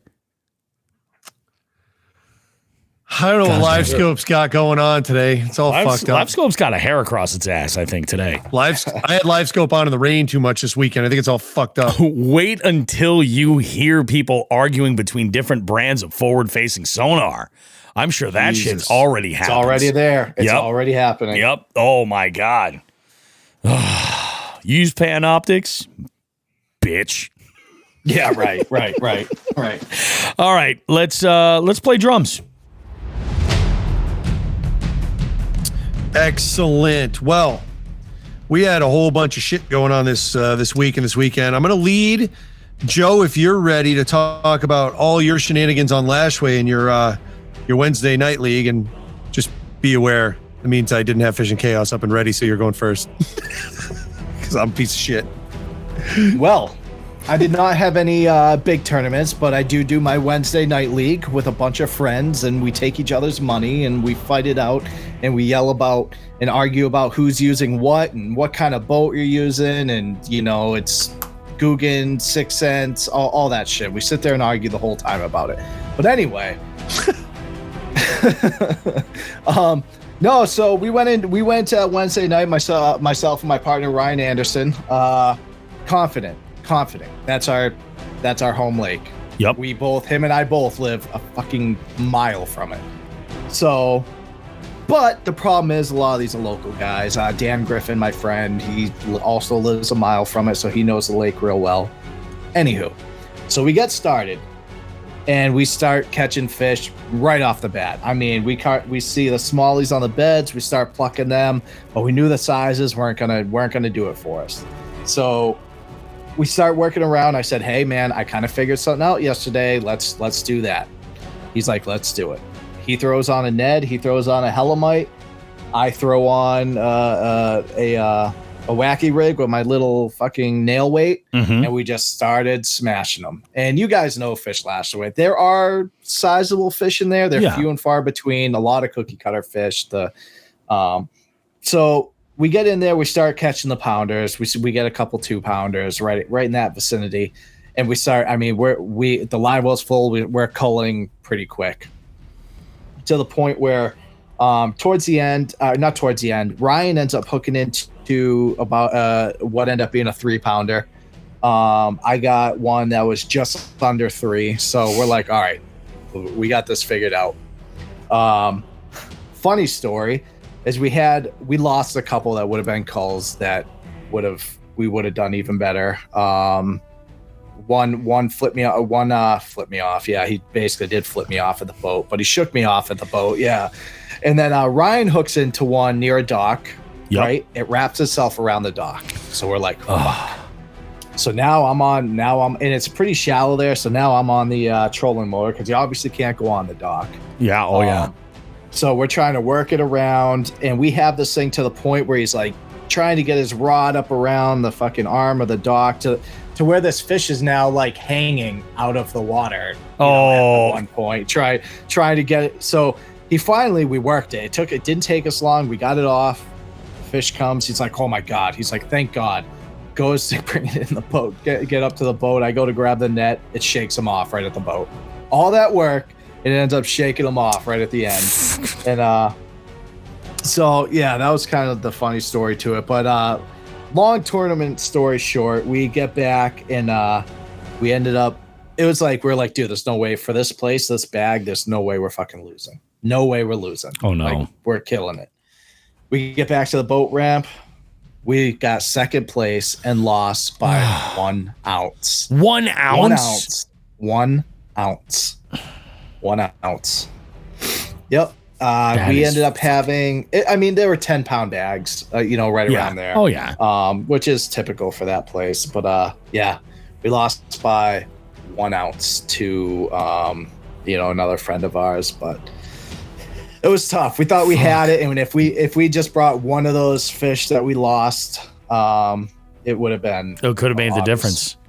Oh, 100%. Because we did have one skipper that we still had in the live well that we kept trying to cull out at the end. But yeah, so that was second place. I have gotten second at 2 of the Wednesday night tournaments so far. I have yet to get a win. Keep getting second. Can't get the win in. It'll happen. What was the lunker? We'll get it. Was there a lunker? Always the bridesmaid, never the bride. That's right. Yeah, nice one. Yeah. So this upcoming Wednesday, we have Brimfield Res. I haven't fished that place in like fucking 3 years. Mm-hmm. So I'm going to try to get out there. Actually, no, there's no way I'm going to be able to get out there. So I'm going to fucking wing it Wednesday. See what we get. What was the lunker for that tournament last week? 3.6. 3.6? Yep, and we got ours was, and that was the other thing. We thought that was going to be a little bit over 3. It ended up coming in 3 off the bat, and it was actually, it wasn't even anyone who was in the money that got that 3.6. No shit. Yeah. So that's and you guys have both fished Lashaway. That is a stellar fish for Lashaway. For Lashaway, that's a solid chunk right there. Yeah. Yep. And it was that R3 was a big female. She was even bloodied up yet or whatever. She's just kind of getting ready. And, it's weird, that place, and I've seen it before, but each section of that lake is in a completely different stage of the spawn. It's crazy. Isn't it wild how it works that way, man? And I think a lot of it has to do with this year, this spring. Yeah. This is a real spring that we have here. And it's kind of, I'm not used to it. Yep. So we got second place, didn't get lunker, got beat out for lunker, but took home some money. That's what matters. And we're not upside down. So there you go. Next week, Brimfield Res, I will let you know how it goes, and hopefully I don't tear off my fucking lower end. Good luck. Good luck. May the force be with you. Yeah. Well. Now we come to my Saturday in the rain, which sucked ass. I Have already fished Coquitchuit once. Joe, you fished it a couple weeks ago. It's a rough place to fish. This was our second event for the Northern Division this year. Quite a few people from out of division fished this, which again shows that people are paying attention to that overall AOY standings for MAKB, and they're getting out and they're getting those out of division events in. I'm actually going to do something a little different today. I'm going to tell everyone the top 7. In particular, pay attention to the links. Okay. 7th, 76.5, Steve Petkovich. 6th, Todd Brothers, 76 3/4. 5th, Scott, pardon the pronunciation, I'm going to go with Chekowitz. Yeah, we'll go with Chekowitz. Also 76 3/4. He had a larger fish than Todd. So right now we've got 7, 6, and 5 all within a quarter inch of each other, or a tie. Insane. Yep. Andy Watley, 77.5 in 4th. Myself, 77 3/4 in 3rd. I want to pause right there. Between 3rd place and 7th place was 1 1/4 inches with a tie at 5th and 6th. Yep. A half hour out to the end of the tournament, I was sitting in 7th and called out a 14-incher for a 15-incher, and it bumped me up that high. That's crazy. Into the money. So when, like Nelson and I are always talking about it, we see guys that don't fish till the end.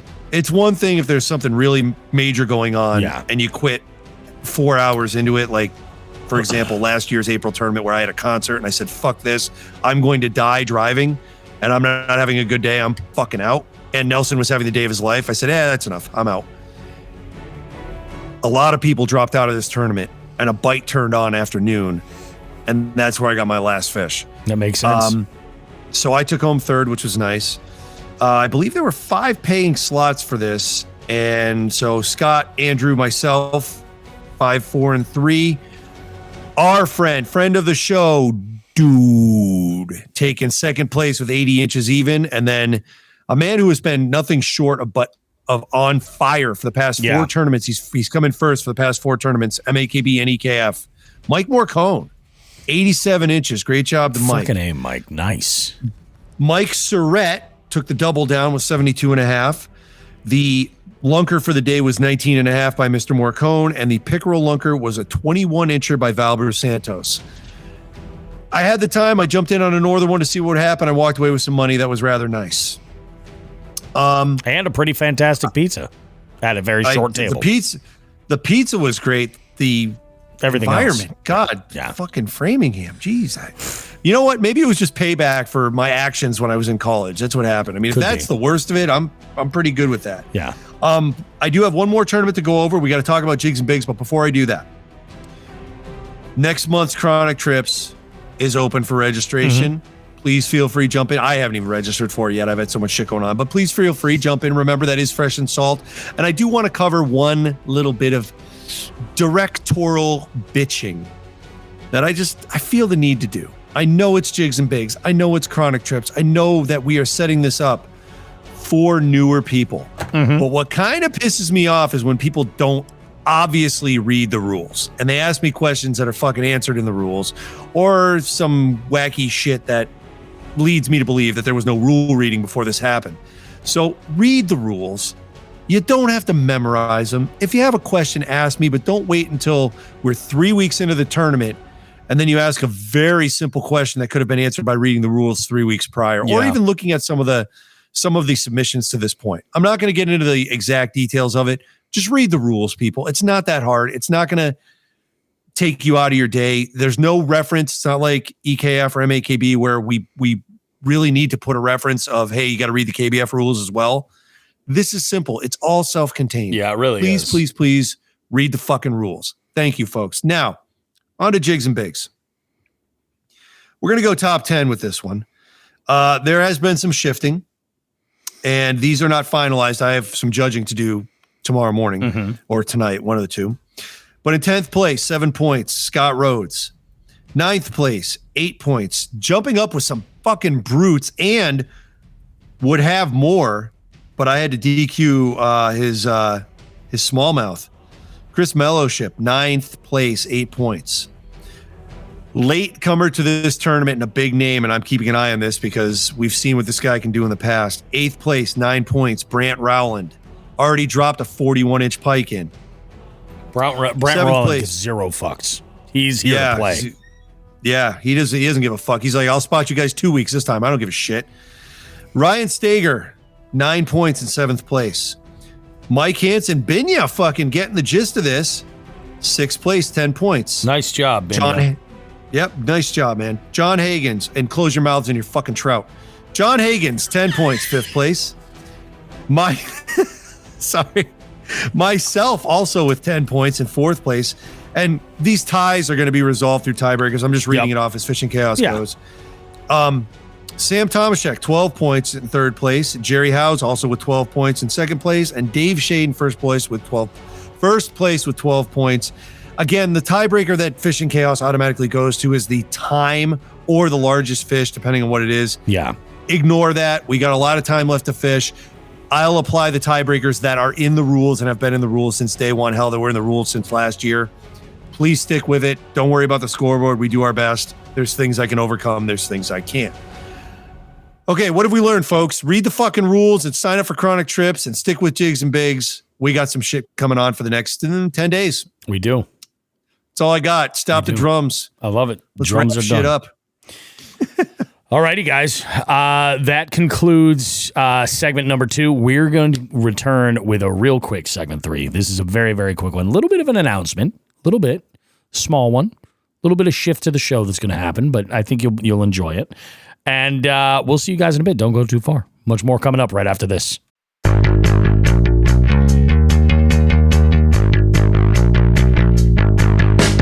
Jigs and Bigs is your favorite fishing podcast, right? Why not show the world how much you love the show while directly supporting us? We have men's and ladies' shirts, hoodies, and a variety of hats. We even have a waterproof outdoor Bluetooth speaker so you can listen to your favorite podcast while out on the water if you like. Check out jigsandbigs.com/shop to visit the store and gear yourself up. If you really can't get enough of this show, consider becoming a jighead and joining our Patreon. It's a subscription that gives you exclusive access to recording sessions that allow you to engage with us as we record the show. We also have some exclusive content there just for our jig heads and even have some special promo codes. Space is limited, so join now at jigsandbigs.com. Finally, if you're local to our area in Western Massachusetts, consider checking out the Western Mass Fishing Report, posted weekly at northeastwildwoman.com. We have amazing contributors providing great content and info for local conditions and what's been going on and working recently. Jigs and Bigs, so much more than just two lightly roasted hippies trapped in the 90s arguing on the internet about fishing.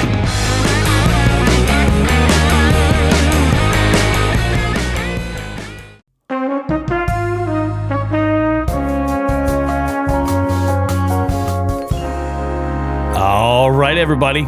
That's going to put that's the dot at the end of the page for Jigs and Bigs for this episode. It was a great show. We had a lot of good conversation going on. Lots of fishing talk going for you guys. I am not going to be reviewing trivia this week because I had a little bit of an epiphany. I had been for only like a handful of episodes. I put together a podcast called the 10-Second Podcast to basically help other hosts around the country and or the world that use speed quizzing, the platform that I use for trivia, to kind of go and, do their thing and kind of like get some tips and things like that. And it's also a nice place to air grievances from the troubleshooting side of it. Because I'm one of the US tech support guys, we bust our ass answering stupid questions. So Shawn, when you talk about answering stupid questions in this tournament, I very silently feel your pain because I do this nonstop. You know who has to answer stupid tech support questions? It's fucking Bruce Haley. He gets a lot of perverts calling. You fucking pervert. Oh my God. But I had this epiphany this week. I said, you know what? I haven't done an episode of the 10-Second Podcast in forever. And I think what I'm going to do is I'm just going to reclaim ownership of it as a podcast about, trivia and almost any other kind of discussion, but I'll involve, some players and other hosts, and we'll just kind of bullshit and do whatnot. But all of my trivia stuff is going to go over there because I had been putting codes in here and telling folks that you can listen to Jigs and Bigs. And in the last segment, I'm putting a code in there. You tell me what the keyword is for the week, and you're going to get points for it. And it's been like this has been 6 weeks now. I think I've been doing it, and nobody has gotten their extra points. Nobody at all. So I'm like, I know that this is a big listen. The shows go 2 to 4 hours long generally. It's a lot.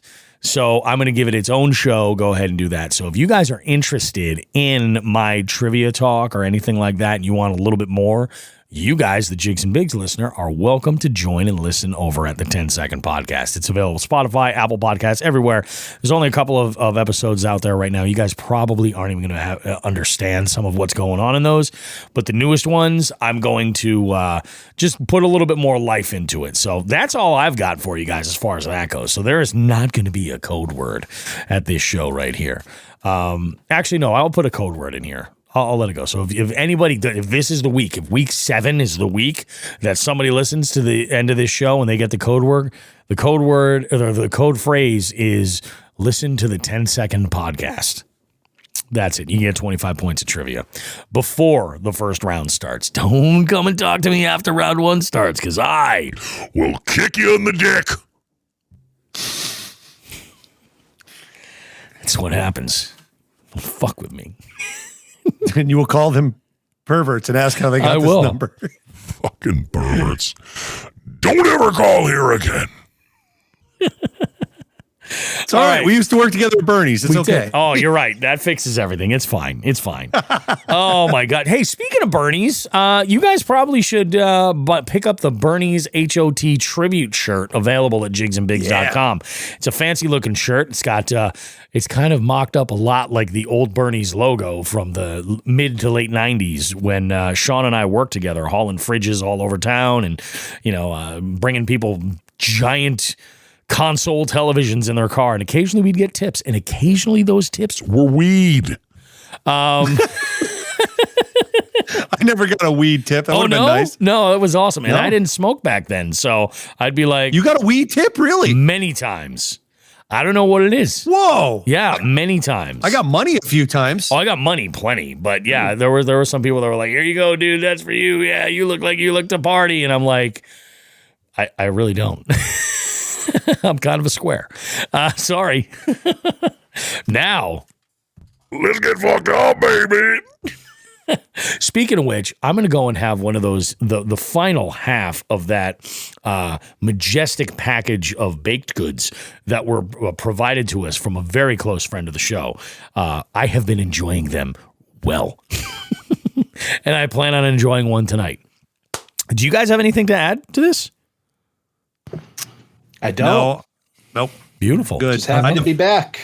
I have a crazy ass weekend next weekend. We have a lot to talk about next weekend, but I'm taking it smooth this week. Bobby, if you and I are lucky, we'll get up to Stockbridge Bowl to get you on some fucking pickerel or some shit. We got to make that shit happen. Oh yeah, I am so sick of pickerel that are under 14-inch. I got nothing. You guys should have seen it. Like there was a guy. Oh my God, a potential fuck this guy that should have been in there. Me. I was almost a fuck this guy. So I just left the launch at Congamount Jr. And I have spotted small panfish up against like that small cove that the launch is in that goes right around that first point. I've seen like lots of small fish. So I was throwing my Ned rig around and kind of just covering areas. There's a big laydown over there, so I'm kind of covering that. And I was hooking into pickerel like left and right. And there was this guy, and I'm going to assume it was his wife, and they were sitting at the bank right. There's a small little path that comes down from a picnic area. There may potentially be some soiled birch trees over in this area, but you didn't hear that from me. So I'm over there doing my thing, and I'm catching little pickerel, and they're like, I get them to the boat, and I'm like, come on. I'm not even putting them in the net. I'm just like trying to shake them off. You know what I mean? I'm like, come on, let's go. Finesse swim bait, Ned rig, like stuff like this. And I go over, and this guy's like, oh, he's like, yeah, I just had a tap. And I was like, oh, that's great. Awesome. And I didn't see his lines anywhere. I made it all the way around to the other end, the far end of this guy, before I snagged one of his lines. And I was like, oh, shit. He's like, oh, you got one of my lines. And I was like, oh, dude, let me reel this up, and I'll unhook it and put it right back.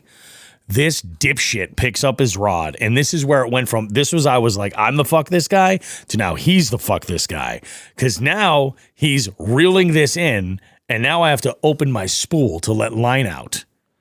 I'm like, you're all good. If anything, I'm pulling your line out a little bit further. You'll be fine. I can come to you. Nope. Nothing. So I was almost to fuck this guy, but he managed to like take. I was like, all right, well now if you're a piece of shit, then it is what it is. Yeah.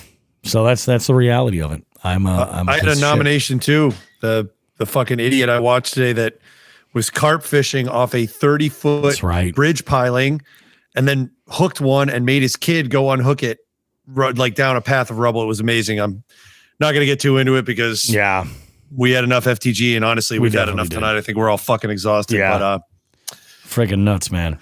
Carp are big fish. Don't fish for carp 30 feet above the water. Don't do that. Yeah. It's not a good idea. Guys, that's going to do it for us. Jigs and Bigs this week has concluded. We will see you guys with much more next week. We've got plenty of that for you. It's a holiday weekend. You know we're going to be agenda of rage with the amount of rec boaters and everything, and there's going to be people getting fired up for that stuff. I think there's going to be people warming up this week, taking the sections of this week. I'll bet you Friday is going to be a mess. I'm going to try to get out Monday, Tuesday, Wednesday. You know what? I think I'm going to get out every day this week. I think that's my plan. I've never done it. I think I'm going to shoot for it. Let's do it, dude. Be in the kayak every single day. Fuck it, right? All right. Guys, thank you so much for checking out this fine program. We appreciate you guys. We have the best listeners of any podcast. I don't know if you knew this, but we do. We have the best listeners of any podcast, period, out there. We appreciate you guys so much. Much love to our jig heads. If you would like to become a jig head, go ahead and sign up over at jigsandbigs.com. You can basically just joining our Patreon is what you're doing. $5 a month that gets you access to these early recording sessions where you can comment and kind of be part of the show, be engaged, and kind of like we'll kind of rope you into it. It's a whole lot of fun. Plus, we have, and I do believe we have some additional discount codes, I think, coming exclusively for the jig heads. A couple of them that I think could be pretty awesome. So more on that coming down the down the pipe. But we will see you guys next time. Don't forget to tag us in your picks. You guys have been doing awesome. We got a lot of users that are tagging us on Instagram with their fish picks, and I appreciate it. Go ahead and definitely tag us. We love it. We will see you guys next time. And like we always say, tits and ass, smoke some grass.